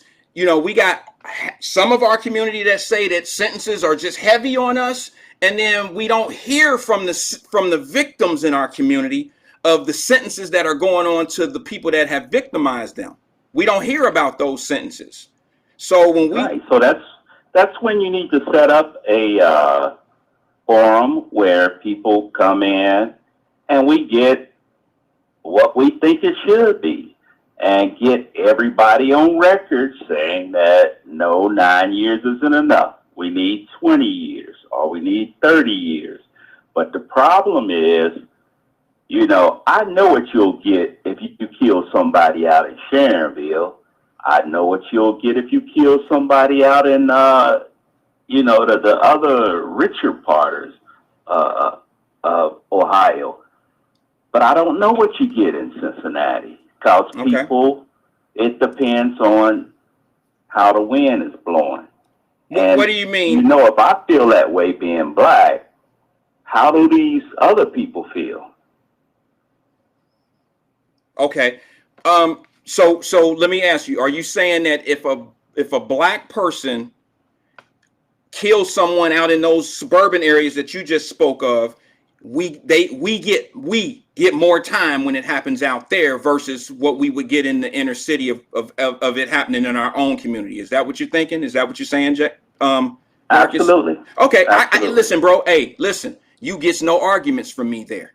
But do you see? Do you see where my disbalance of where I have a problem sort of with that? Because I know, look, is it that the white lives or whatever out in the suburban areas No, brother, I'm talking about black folks. You know. Wait a minute. From one end of the state. Yeah, I'm talking about black folks. Okay. If you kill a black person out in these white communities, you still get more time. I get what you're saying. So you're saying if a black on black crime or black on black murder happens in like Sharonville or one of these outskirts in the suburbs, you're saying that person still gets more time out in those areas, even though it's a black killing a black versus the inner city. Because so let me ask, no one's going to pop up yelling at the prosecutor about overcharging black people. But in the city, you see what I'm saying? I've been to them meetings, man. I'm looking at them like, wait a minute, man, you killed my child. I want you gone. But you sit in them meetings with all your people that's supposed to be the leaders, man. I mean, I know they're appointed, but, you know, black folks in the city are going to have to come together and figure out how to override them. So if you can't do that, people don't know what you want.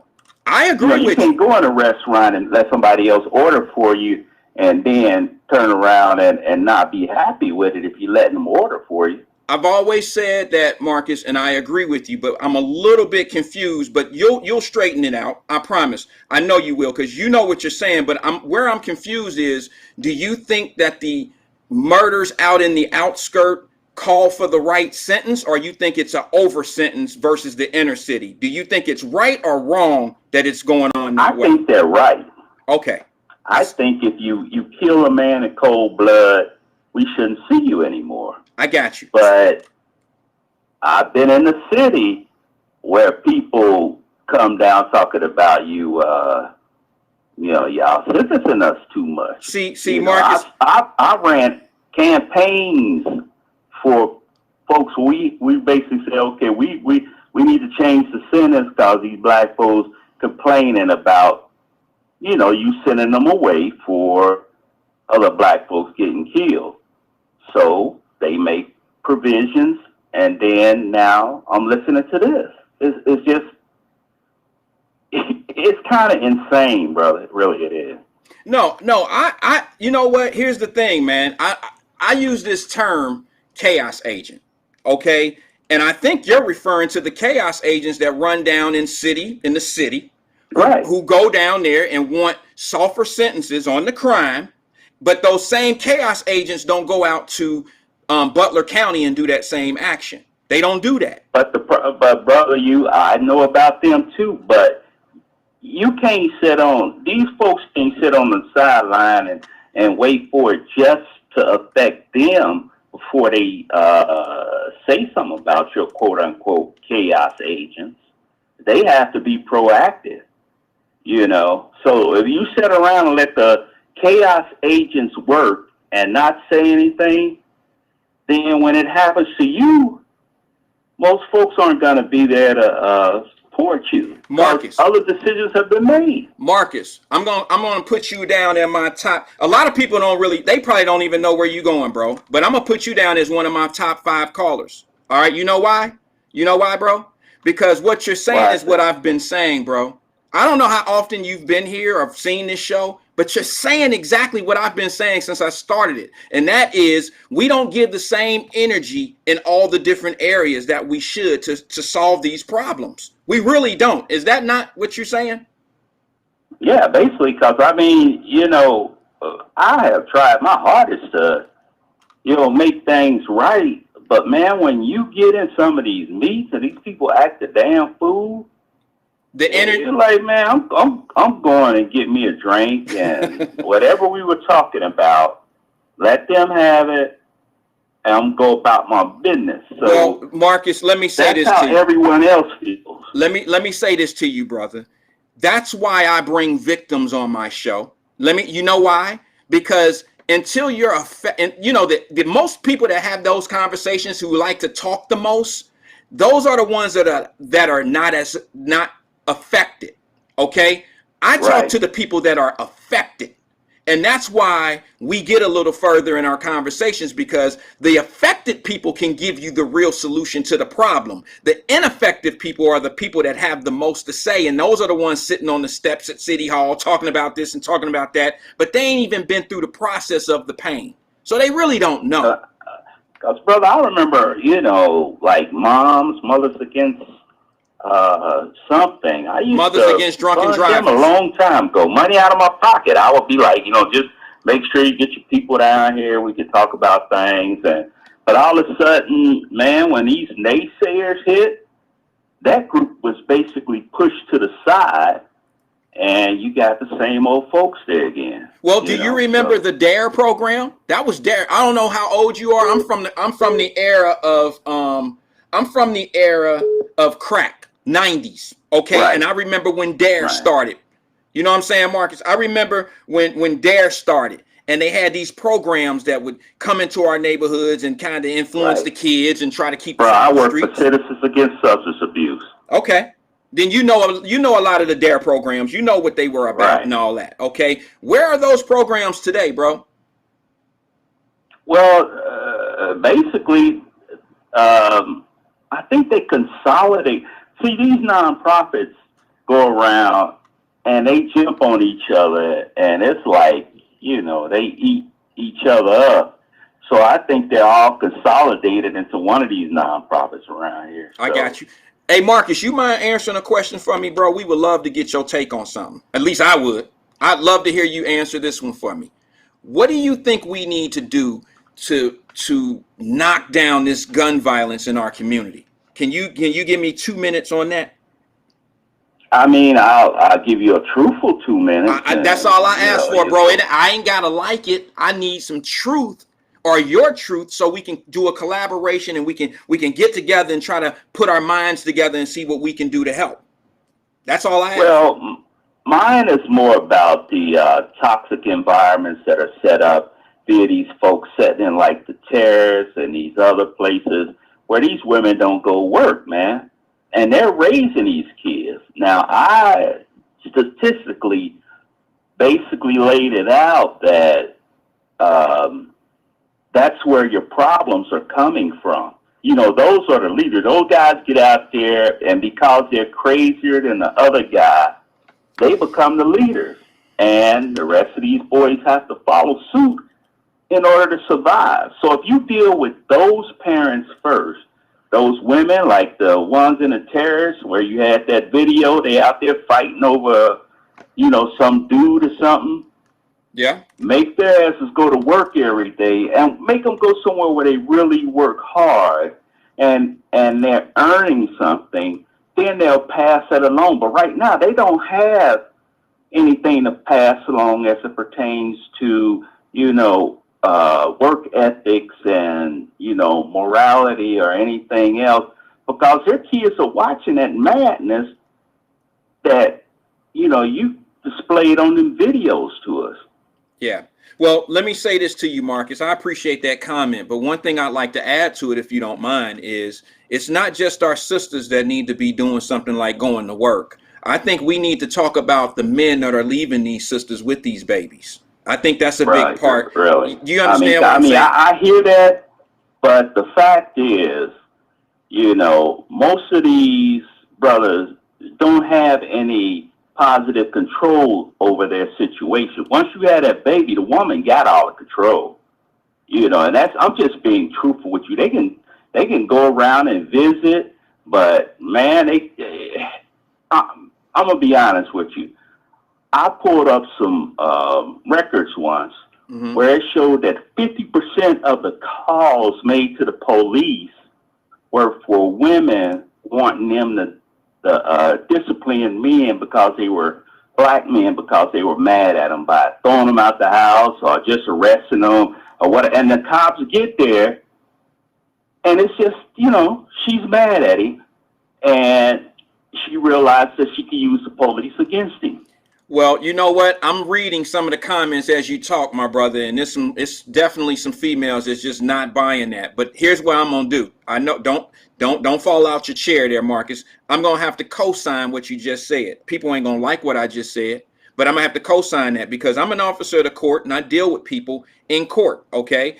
And I see women that call the police on brothers all the time. And they show up in court the next day and don't want to press charges and don't want to this and don't want to that. And then the police report will say, what about all this stuff you said last night that he did to you? So this is a double-edged sword. It's dumb shit coming from both people, and we need to fix that. Now, a lot of sisters ain't going to like me saying that, but that's the truth. Let me interject this, brother. It was even worse when they had the orders that they would get. Like, you know, we had to go to court to stop brothers from getting arrested. When they would go down there and get them orders against them, they would just get the order, get the brother arrested, and then he would have to obey them until court. The so TPO. A TPO. Yes. A TPO. You're absolutely right. Now they have to have a hearing for a TPO. Right. And it took us a while to get that done. So, you know, like I said, there's just too much positive control that women have, you know, as it pertains to these situations that cause men to not be men. I mean, it's just incredible. Like I'm talking about intelligent sisters. I'm talking about, man, I saw women down there in business suits, had brothers basically, you know, you would think that this brother was the worst thing in the world. And then all of a sudden they pull up Texas. You know, Texas are the best thing that ever happened for a black man. Or you pull up them Texas and see what she was writing to him and what she was saying. The text down there, text and I don't know if it's like that anymore. But all the brothers had to do was send their Texas in because 4 out of 5 women that were down there were black women, and we're only 20% of the county. How the hell is that? Right. Well, you know, I'm gonna partially. This is gonna sound crazy to some folks because they know how I preach, bro. I'm all about positive black men in the home. I'm a father. I'm a husband. I have 2 beautiful black. No, but all I'm telling you is keeping them out. No, you know, I understand. You want some truth? I tell you what's keeping them out because I've been working on it for 30 years.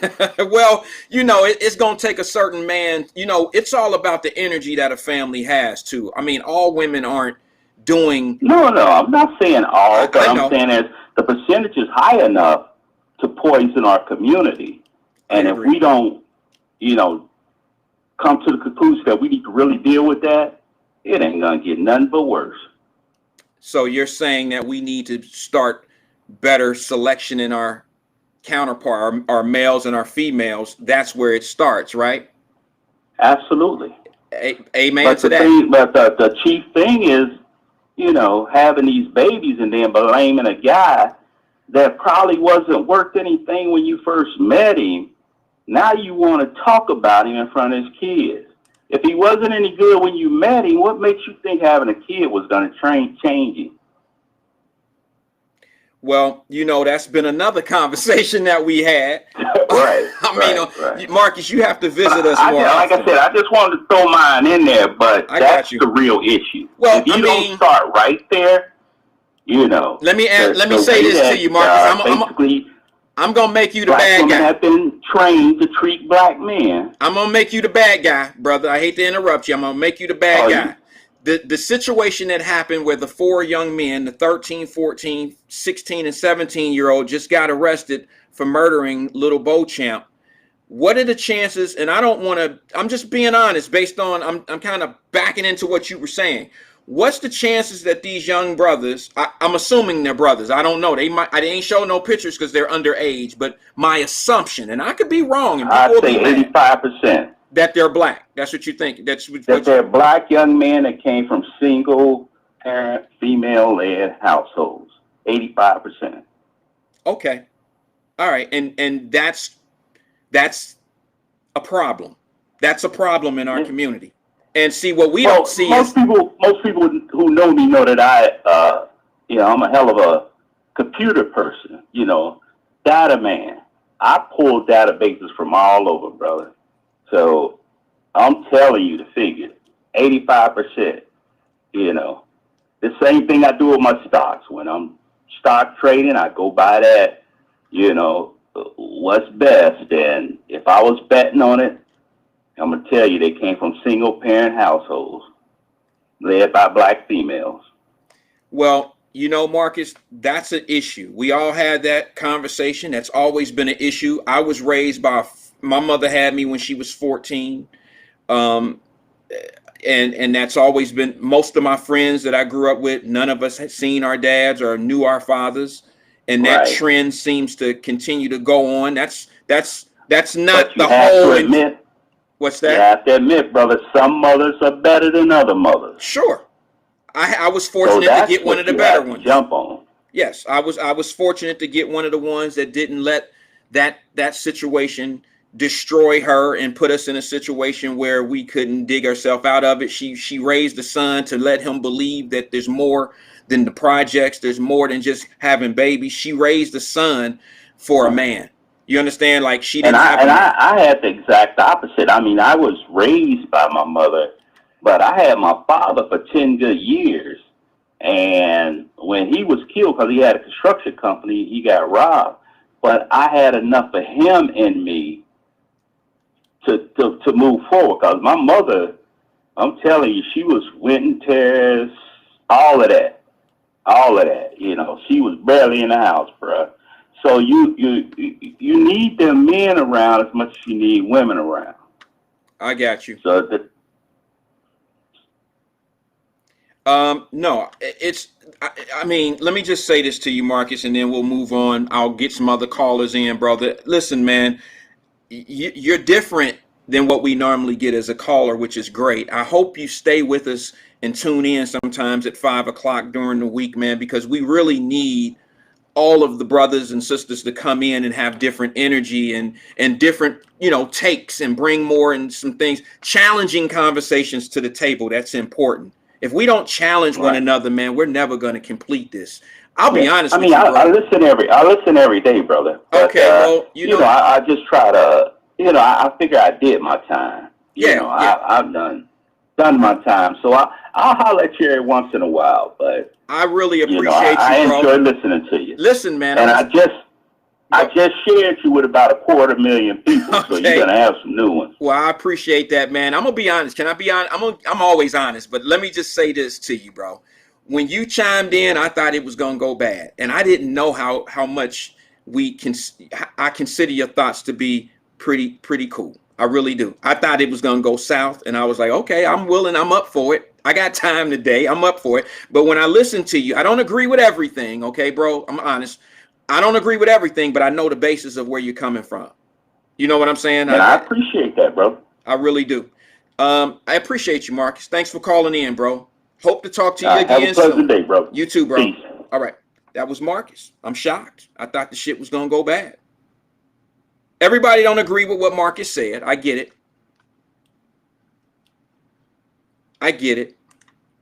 But what I want you guys to understand is there's always going to be, if you disagree with somebody, it's very hard to find somebody that I've had a conversation with for over 2 minutes and we didn't agree with something. And then we can find the base in the conversation. Y'all know how I am. I'll give you 2 minutes. Any time that's wasted over if you wasted 5 minutes of my life, 3 minutes of it was my fault, not his, not yours. It's my fault. But I mean, you have to take what Marcus said in consideration. He's not lying. He's not lying about all of it. I mean, I don't agree with everything, but he has some basis. He has some points on some things, and ladies don't want to hear that. But where are the men? Where the men at that let these women down? Hey, let's take another call. Good evening. This is Wyatt. Who am I speaking with? Hey, this is Brandon in the Facebook chat. Hey, Brandon. How you doing, man? Are you here to have a real? Are you having a The last caller was talking about. He was bringing up the argument of where are the fathers, and that's been brought up a lot. I hear that a lot from people on Fox News and stuff like that. People who want to bring up arguments, like to bring up race, as in to blame black people, and I don't think that's the right argument to make. What do you think? And what are we talking about first? You said Brandon, I think right? It has a lot to do with wealth accumulation. Okay, hold on. Let's back up a little bit. Did you say your name was Brandon? Yeah, Brandon Moore in the Facebook chat. Brandon Moore. Okay, I thought you said something else. All right, good, Brandon. You finally made it through, huh? You finally got through. You were having issues, weren't you? Hello? Sorry, what? I said you were having issues getting through at first. I'm glad to see that you finally made it through. So what you're saying is it's not a black thing or a white thing, it's an economic thing. Is that what you just said? Exactly. Okay. You must watch. Do you watch this show? Well, no, I can't say I'm a regular viewer. That's fair. I mean, I understand. A lot of people don't watch it, but that's okay. But but one of the things, the reason why I asked that, Brandon, is because I've always said, I'm not saying it's totally not a race thing. It's almost impossible to say that racism doesn't exist in America. That's almost impossible to say. But I do lean more to the economic choices, disparities in America that cause things. And I have a very, very good reason, and I can prove it. But I'm going to let you talk, and then I'm going to come in and see if maybe what you're thinking and what you're saying is even close to what I've been saying for the last year and a half on Wyatt-Live. The floor is yours, Brandon. Have at it. Well, it's based on the fact that you can see racism in neighborhoods and where they're subjugated, where people are subjugated, where people are, where the medical clinics are, where the libraries are, where all these different things, these important things that help people in life, better outcomes, let's say, in life. All these things are sort of, you can't see, it's not direct. You can't say that directly. So it gives fuel to people who like to make accusations against people, African Americans, and I find that when people go to the arguments of, well, racism doesn't exist, everyone has equal opportunity, look at affirmative action, look at this, I tend to say that the reason why affirmative action and all these things were instated is because there were still these institutional barriers for a lot of African Americans. Okay, I agree so far. Things like housing. The reason I brought up housing is because back in the 50s and 60s, when they would build these suburban neighborhoods, they would directly, the landlords would directly try to keep black people out of the neighborhoods. It didn't matter how much income they were earning. Right. So these kind of things affect the generations, because as you look, everyone has all this wealth accumulated, everyone's falling behind. And let me ask you this, Brandon. What's the cause of these disparities? Well, I think you got to go back to Reconstruction and stuff like that. No, I mean, what began all that imbalance of economics? What created all of that mess? Well, Western people accumulating profit off of well, I mean, I would have to go to the word racism. I think that the power that others wanted others not to have, and the way that you control people is through economics. Would you agree with that or disagree? Absolutely. Okay, so economics runs America. Would you agree or disagree with that? That's the way I want to look at it, more as a class issue. Absolutely. And the reason why I agree with that is because I know white people, who go through the same disparities that black people go through, and it's all because they have the same type of bank account. And they have the same problems. Somewhat. A lot of social, right. I mean, obviously not social, sort of in discrimination. Right. Social problems may be different, but they may have money. They may have they might have economic issues that are very similar, but social problems are could be very different. You know, I don't think that inner city white children, which they do exist, they just don't call it the ghetto, but they have low income white neighborhoods throughout this country as well. I don't think they're stereotyped and seen as being thieves and in certain ways that we're frowned upon in local media and national media. I don't think they face those same barriers that we do. I always, I just want to I always look back at someone like Jesse Jackson, who was able to inspire not only poor black folks, but poor white folks as well. And someone like that who talked a lot about class, he talked a lot about pocketbook issues and stuff like that. And I find that is effective in bringing a coalition. I'm part of the left, so I want to bring a coalition together of everyone. And I find that the Democrats have not done a very good job of communicating that at all.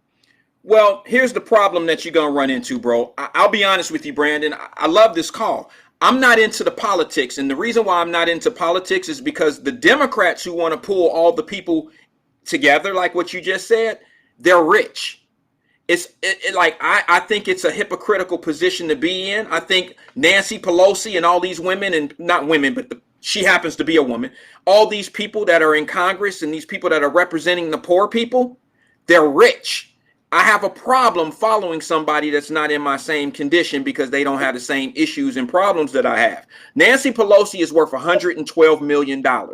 Do you really think that some of the social issues that she's pushing is for the people? Or is it for the, some of these social issues are to help her causes that she has investments in? I got this list. Do you agree or disagree with that? I agree with that 100%. Okay, so when you got a bunch of politicians that get rich off people's misery, how do you keep those people? How do you stay rich? You keep them miserable. If you set a ceiling for people, see, the worst thing you can do is give people some shit for free or make them feel like not working for something is the answer. And I'm not saying a jump start or a way to survive for a minute, but when you give somebody a livelihood that could last a lifetime, that is when it becomes a generational situation. And that's what we ran into for a long time, because I had a grandmother that I knew was on welfare, and I seen it rapid through my neighborhoods growing up. I seen welfare being traded from I don't know, from grandmother to mother to mother to the next daughter. I seen it. I seen public housing sitting there ready to house a 16-year-old little girl who didn't finish high school yet. I seen it. And when you have avenues like that sitting there waiting for, now listen, you're talking to a kid that was born by a 14, 15-year-old mother. I was conceived at 14. I was born at 15. You see what I'm saying? So I'm not downing it. But what I seen is not a lot of us got out. A lot of us fell into the same pitfall that was sitting there waiting for us. And that was that accessibility to that same lifestyle that was passed on from decade to decade, to generation. See, I got a problem with that, bro. I have a problem with it. A lot of people don't feel me on that, but I have a problem with it. And I don't want to take all your time, so I'm going to let you finish, but you know where I'm coming from. So I want you, go ahead and finish, bro. Go ahead and finish. Well, you were just talking about welfare, and I'm not a Democrat who supports someone like Nancy Pelosi. I'm more of a Bernie Sanders Democrat, more to the left. So I wasn't a big Hillary Clinton supporter or any of that. They're wealthy people, and obviously they are corrupt politicians. I totally agree. But yeah, I think that's all I wanted to say. Well, hey, Brandon, I'm glad you made it through, the call. Because I respect it. I respect you. I appreciate you chiming in. I think you brought a valid point. I think that you said something that we've been saying on Wyatt-Live for I don't know how long, and that is economics run this world. And you know what? I just have to say this for my brothers and sisters who know what I'm talking about. Some of us have a little bit of change. We got a couple, we got some money, but we still feel not equal sometimes. You understand what I'm saying? There's some situations and some things that we go through that is just not, we know it's not right. And I'm waiting for the day that at the end. But my counter is this. The counter that I have is the more of us that accumulate wealth, the more that we will know how much power we truly have. That's all I can tell you. I know when you start getting some money, you make your own decisions. When you get you a little bit of money, you some of the things that you cried about and said you couldn't change tends to dry your eye up a little bit, and you become more of an influence, and you can make some changes. It's tough. I'm trying to do it. And my way of trying to do it is I donate money to my community. I try to keep kids off the street. And then I start programs like what I'm doing right now. I try to get the word out. It's a tough onion to peel, brother, because when you're peeling that onion, you know how onions make you cry. This is that onion that's making me cry because I want everybody to do well. But it's hard to make people understand where we got to start. And sometimes it's hard to look at self and say we got to change us first before anybody can change anything for us.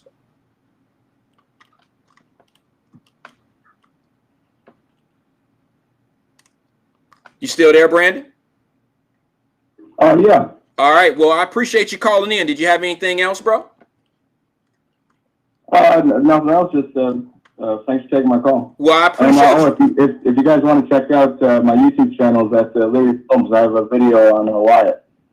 You have a video? What was that, bro?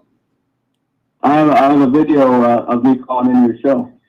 Oh, well, good, man.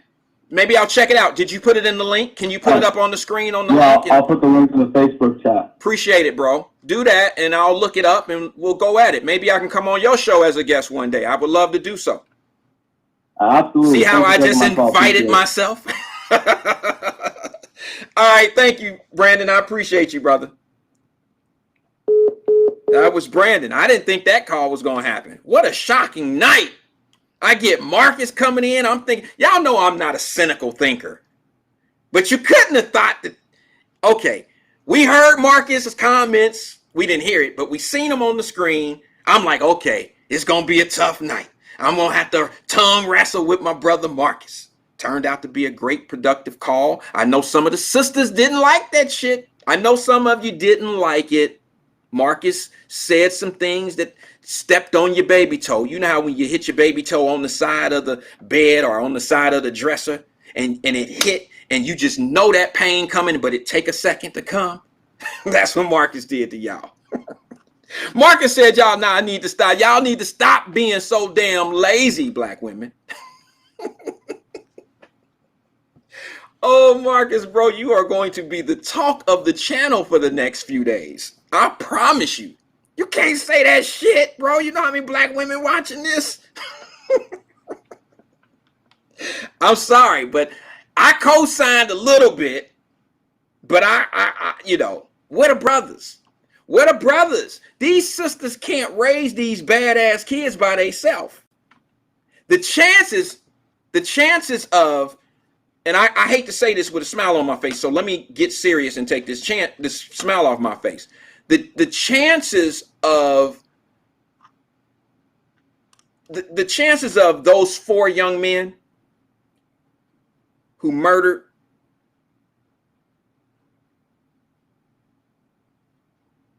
Galvin, Beauchamp, I'm sorry, my apologies. The chances of those guys, the 13, 14, 16, and 17-year-old, the chances of them being young black men and living in single homes with a mother, it's a very high stat. We all know it. But here's what I say to that. Where are those young men's fathers? It's a strong possibility that out of the 4 of them, 2 of them got daddies in the house, or 3 of them got daddies in the house. But I would bet some money that at least one of them is a single mother, single black mother. Now, I know they're black now because Beauchamp, the young man that was murdered, that's him, say his name, Beauchamp. His grandmother is watching this evening. And she's broke up, y'all. So I want y'all to say his name. Galvin Beauchamp. 16-year-old innocent young man walking out of a clothing store. A car pulls up and four knuckleheads shooting. Four knuckleheads shoot this young man. We got to do better. And here's what I say. Brothers, y'all can get mad at me all you want to. I know how sisters can be, but I know how we can be. I know how I can be. I know what I've been through. I know what I didn't carry people through. But I know one thing, the age that I am, I know I ain't gonna lie to nobody, and I know we got to do better. Stop having babies with dumbass women. If you want to call them lazy, ain't doing shit women. A lot of these brothers are having babies with girls that already have children that don't have a man around. 2 or 3 of them. 2 or 3 children. What makes you think, I mean, is it that, I mean, bro, I'm a man too, bro. I ain't trying to really be with that. Like, not even for some fun. That's the fun I ain't really trying to do right now, man, because you know it's going to be a problem if it go bad. Didn't your baby mama number 3 let you know that? Oh, y'all going to hate me for that shit. But it's true. It's true. These are hard conversations to have, but it's a conversation our neighborhood, our community needs to have. And the bottom line is, look, we can say women are whatever they are, but the bottom line is, y'all know how I stand. I've always said, and this is going to really, really make everybody mad, but y'all know what I always say, it's the woman's fault. I know. The reason why, and a friend of mine, she told me, she said, well, you're wrong, Rand. You're wrong. But I had to convince her. I'm right. You know why? Because none of the shit goes down unless the woman says yes. If the lady don't say yes to the bullshit the man's spitting, if she say no, she won't never have no problems with that man. They won't have no child that they both got to try to take care of some kind of way. She ain't got to talk bad about a missing daddy. Just say no, sis. Stop falling for the bullshit. You know it's bullshit that he's saying. Oh, girl, I love you. I love you. There's his grandmother. Blessings to you, Queen. Miss James, that's Galvin's. I hope I'm saying the young man's name right. His first name. I know Beauchamp, but is it Galvin? Miss James, that's her grandson, y'all. That's her grandson, and I gotta put his face up. This is an unbelievably handsome young man that we lost. 16 years old, tragically killed by a 13, 14, 16, and 17-year-old. Say his name. Okay, she said I'm saying his name properly. So thank you.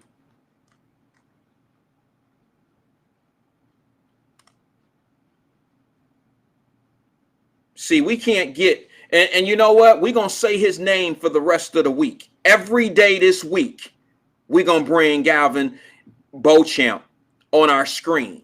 We're going to say his name every day for the rest of this week. Every day.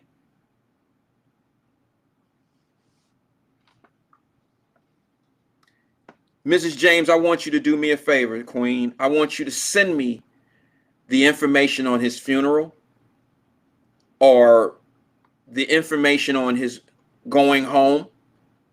If you can send it to me how you reached out to me earlier today, could you please send that to me? I'm sure the Wyatt-Live family will do something to help. I'm sure. I think our presence needs to be felt.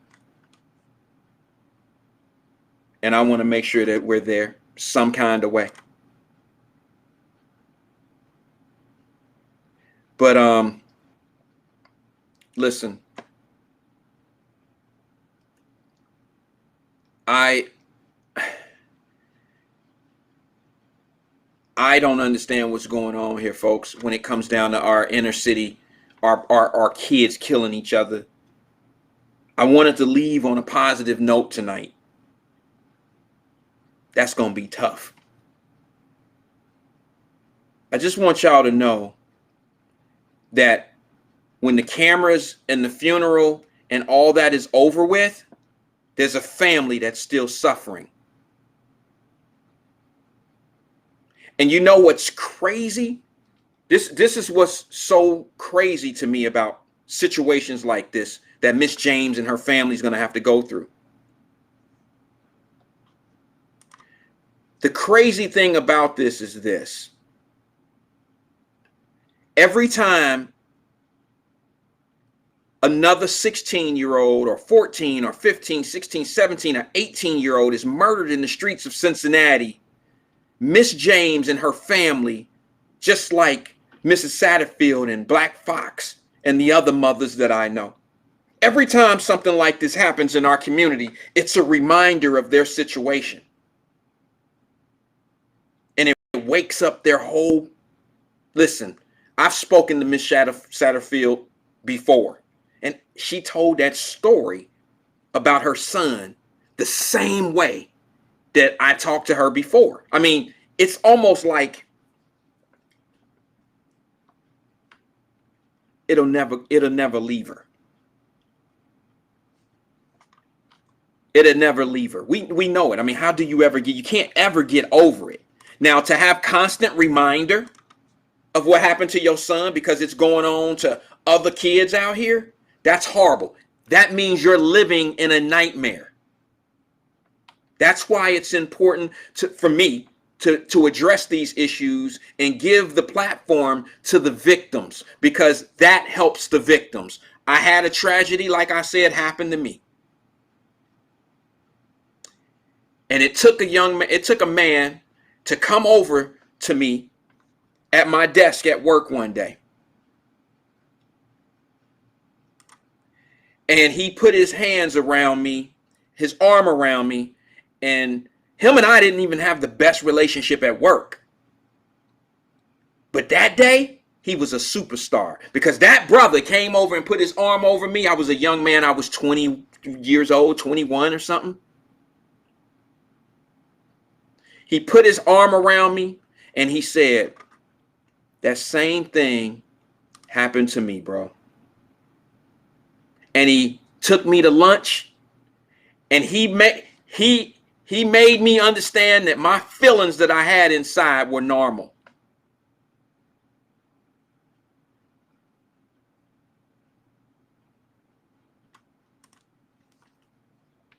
Okay, Miss James, I apologize for that. I see that this did happen in June. His funeral was July 2nd. I get caught up sometimes. I'm sorry about that. But we won't forget him here. Lil Beauchamp gonna be part of our show. Lil Beauchamp he has a presence here. And if you wonder why I called him Lil Beauchamp, it's because I have this thing about nicknames. And one of my favorite bingo players in the 70s, I was a little baby boy, but I remember Beauchamp used to be on the Bengals back in the day. And that's what they called him, was Beauchamp. And I just, for some odd reason, gravitated to this name for this young man. It's his name, but Beauchamp is a great name. So I'm going to leave his code name Beauchamp. And he's going to always have a presence here. This young man was coming out of a retail store. This young man was not a street kid. This young man was being a kid in the neighborhood. And he was senselessly shot down and killed. And I'm glad that that justice will be served. I hope they handle this the right way. But more importantly, I hope they have the right people. I don't want 4 innocent or 4 children who had nothing to do with this to be raveled up into some nonsense. That's not, look at those families. Come on, you know, a 13-year-old mother right now, 13-year-old's mother, the 14, the 16, and the 17-year-old mother and father of these kids. Come on, man. But I still go into my parental liability. How do we feel about parental liability? See, there's a liability, and I'm going to end on this. There's a liability that we have as parents of what our kids do out here, but it's a civil situation. It's very seldom criminal. But is it against me being who I am by asking this one question? Do you feel that if 13, 14, 15-year-olds, 16-year-olds, if minors are committing felonies, do you feel that the legal guardian, the mother, the father, the grandmother, whoever's raising this kid, has a legal responsibility to keep this kid out of trouble? I honestly think that there should be more liability. Let me explain before I get out why. I have a piece of truth of myself in a bad place that I was in, and I'm gonna share it with you. It's not my proudest moment, but damn it, I was a kid. I wasn't even legal, right? I was in Germany. I was in Germany. I was in Europe, and it was right when I got there, and it looked like a lick to me. All right, like everything was slow. I'm a city dude in a slow ass place, so everything. I was like a freaking wolf. Everything was right there, and it was slow. So I could do anything I wanted to do because these other kids were military kids. Military, you know, I was around military kids. I'm not from that. So these are kids that have a lot of discipline. Okay? And these kids, some of them I had a little inner city influence on. They love my swag, let's just say. That wasn't something we talked about back then, but that's what it was. It was swag. So me having this different swag. Some of my friends who from that, they know what I'm talking about because they were there with me and they didn't know my background. There go one of them right there. Johnny Robinson know exactly what the fuck I'm talking about. Excuse my language, fam.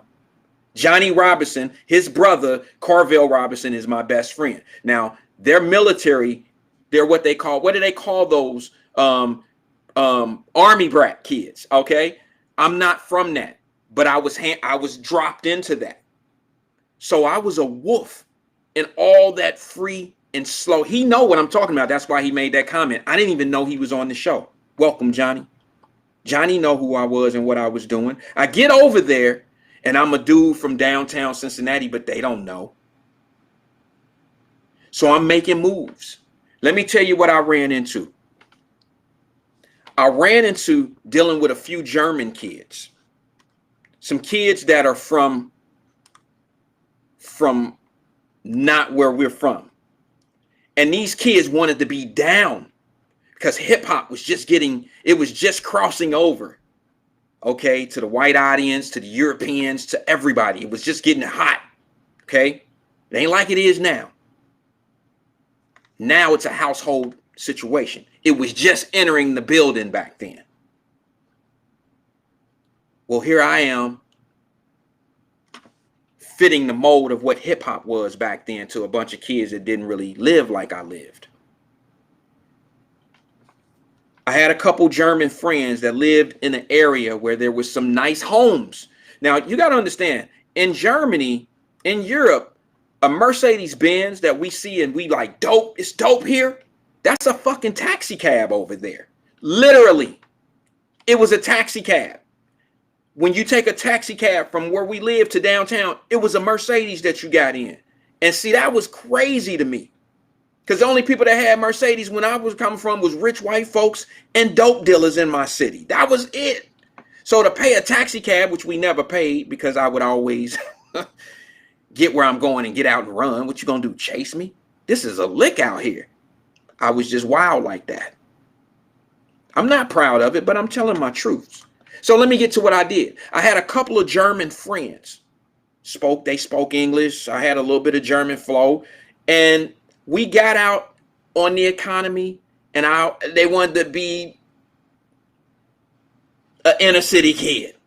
So I was showing them some things. And one of the things was I seen that all these Mercedes in this neighborhood that I was over in, of where they live, I seen a lick. Now, I was never a car thief, but don't leave your door open. Because all those Mercedes had great stereos in them called blunt punts, or some shit like that. And they were worth a lot of money. So I know the statute of limitation is over now, so I can speak my truth on this shit. I showed them one night how we can make a couple $100 a night. You know what the German kid said to me? Oh, you cool, but you ain't that cool. I said, what you mean? I can't get in no trouble. What you mean? Because if I get in trouble, my parents get in trouble. Fuck you talking about? I get in trouble, my mama come get me. No.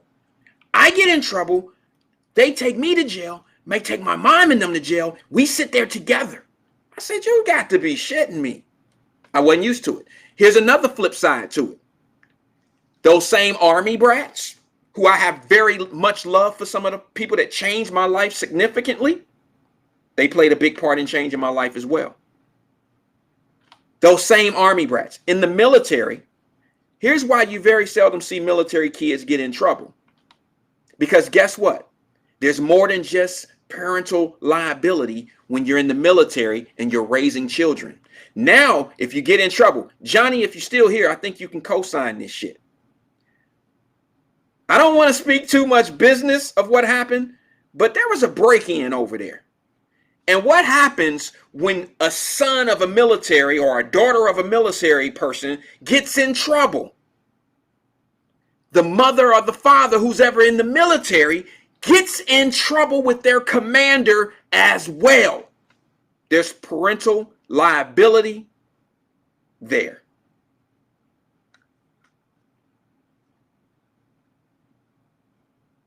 Who know what I'm talking about? Johnny is still here. He says yes.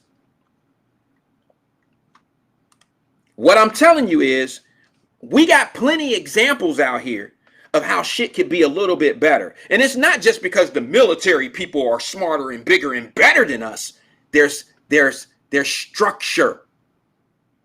There's structure. And if you allow inner city kids like me to continue to just be unstructured, then guess what? We become what we are right now, what we're witnessing.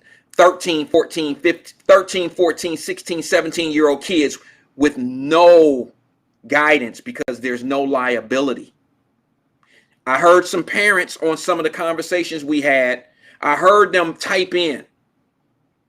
I heard them say, you can't punish me. Not necessarily you can't punish me, but what kids do away from home, we can't control. I find that to be true, but there's a lot of untruth in there too. Because if you explain to your child that, hey, little nigga, if you get in trouble, I get in trouble. It's a different argument now. See, some of us, my mother threw her hands up at me one time like, go ahead then. I can only tell you so much. Now, when they carry your ass to jail and you do what you do, that's on you. See, she knew it. It was on me. Don't call me. I ain't bailing you out. Well, yeah, you will.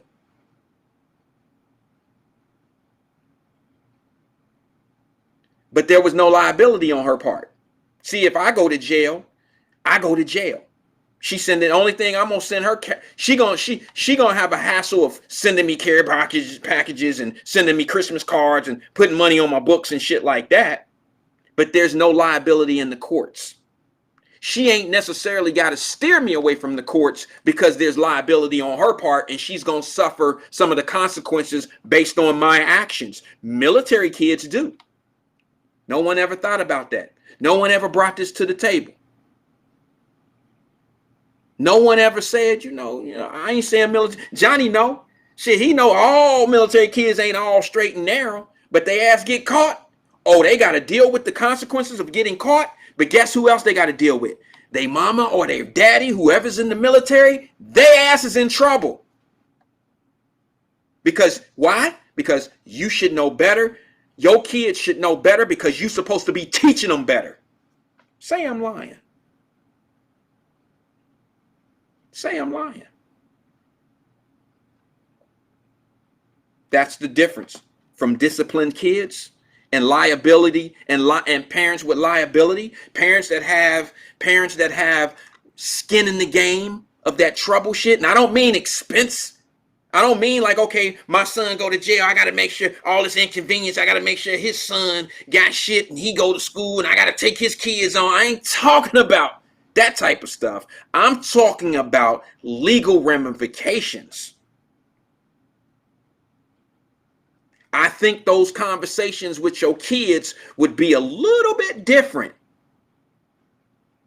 You got mamas right now and daddies right now that the reason why they get mad at their kid, not only because they got in trouble, but I'm going to just play this out in a Tyler Perry play 1 second. My little Randy sitting down at the jail and my mama on her way down there. And she sit down and she catch me and she's mad at me for getting in trouble, but she has no liability in this. So her problem with me is, damn it, Randy, I didn't have to take off work to come down here and get your ass. You know that's going to be 2-3 hours off my job.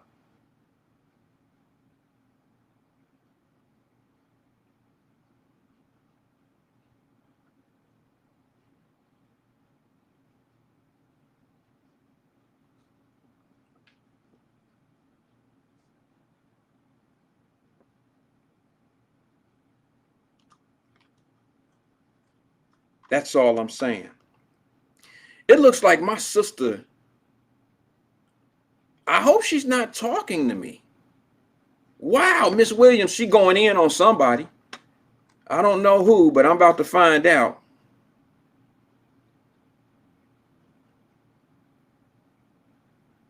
Oh, her and Marcus going at it. Listen, y'all know me. I ain't about people being mad at each other. She said he got me hot. Sis, let me tell you about people like that. Bro, let me tell you about sisters like Miss Williams. Y'all might like each other like, I think y'all have a miscommunication. I ain't co-signing. Miss Williams, you know you my sister, so if it come to the blows, I'm with you. I'm just saying, I'm just playing. But listen, what happens sometimes is Marcus may have been with some people. Miss Williams, you've been through some things. Y'all don't see eye to eye on the same shit because y'all situations and circumstances were different. Circumstance was the same, but the outcome was different. So that always bring a little tension in y'all in how you see the conclusion of things. I don't want to change my subject, but maybe we'll have a show on that one day and we'll have you guys on a split screen. I might like to referee that shit. Oh, seriously, but one of the things that I'm saying is I just think, and I know I had some of my sisters come on here who said, stop blaming the mothers for what these kids are doing. It's a 50-50. I think anybody's name who's on the birth certificate of the children, if they're alive and willing, if they're alive and able to take care of these kids, if they're alive, damn able. If you're having children, you should be able. If you're not able, don't have children. But let me just say this. I think anybody's name on the birth certificate should have the liability of whatever these kids do until they're on their own and they're grown. That's just me. My daddy, who I never really spent any time with, his name is on my birth certificate. If I go do something and cause damage and do some things, his ass should be just responsible for the shit that my mother would have to go through. If I get in trouble and something happens and she has some type of court order or something, she got to go do 6 months. His ass, go find him. He got to do 6 months too. Oh, I know I just rattled I know I just took somebody's head off with that one. That's right. Find the deadbeat daddies. Find the daddies who ain't taking their kids in and make their ass just as responsible for the parent that's sitting there not doing a great job, if that's what you want to call it. The daddy who ain't paying child support and ain't in his kid's life ain't doing that great of a job either. He has just as much responsibility for making that child. So he should have just as much liability in what that child does. I know a lot of people ain't gonna feel me on that, but I said it. That's where I'm at with it, and I ain't changing my mind on it. I can't. Let me see if that message is there. I can't change my mind on that. Let me see. He said he sent me the message. Let me just make sure.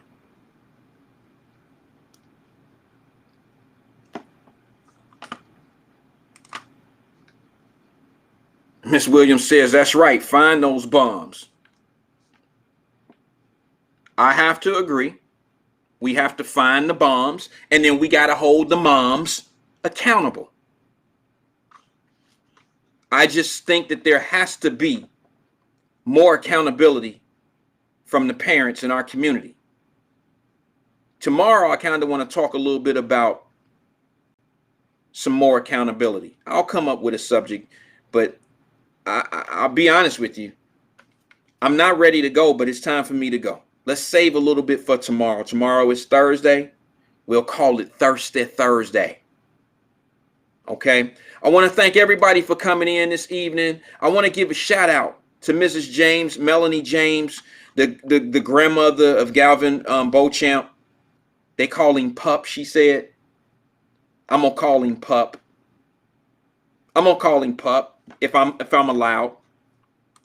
If Miss James allows me to. I'm not his family. So I don't know if that was a family name, and I don't want to be disrespectful. So I'm going to call him Pup until she tells me that I can't. And I want to thank everybody for coming in this evening. And please share the show. It's important to me that we get these words out and these messages out to people, because somebody's going to hear this one day. And it might wake something up that nobody's talking about. I think I give a different perspective sometimes because of the things that I've experienced in life. Who's been to Germany and who's ever on any show talked about how certain kids are raised and how some are not? Thank you, Miss James. She says I'm allowed. She says I'm allowed. I'm privileged to call Lil Beauchamp Pup. I want everybody to say his name before we get out of here. And I'm going to take us out with Pup on my screen, and I want y'all to say his name. I want everybody to put the peace sign up. I ain't trying to be corny. This is the shit that I do. I want everybody to put the peace sign up and give a shout out to my man Pup. And may he rest in peace, little brother, and justice will be served.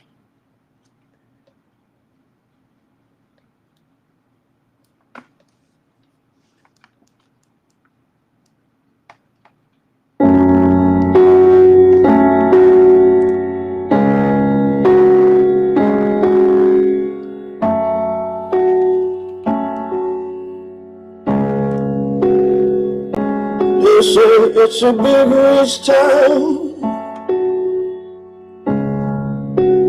I just come from the poorest part. Bright light, city life, I gotta make it. This is where it goes down. I just happen to come up. Nigga, baby, I gotta make it.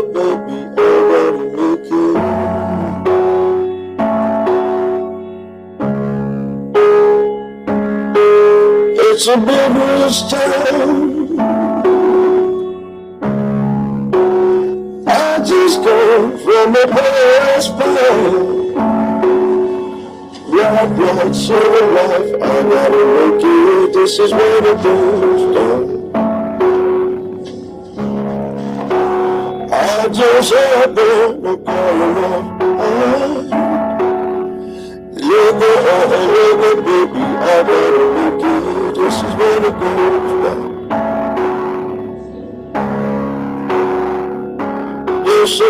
It's a big rich town.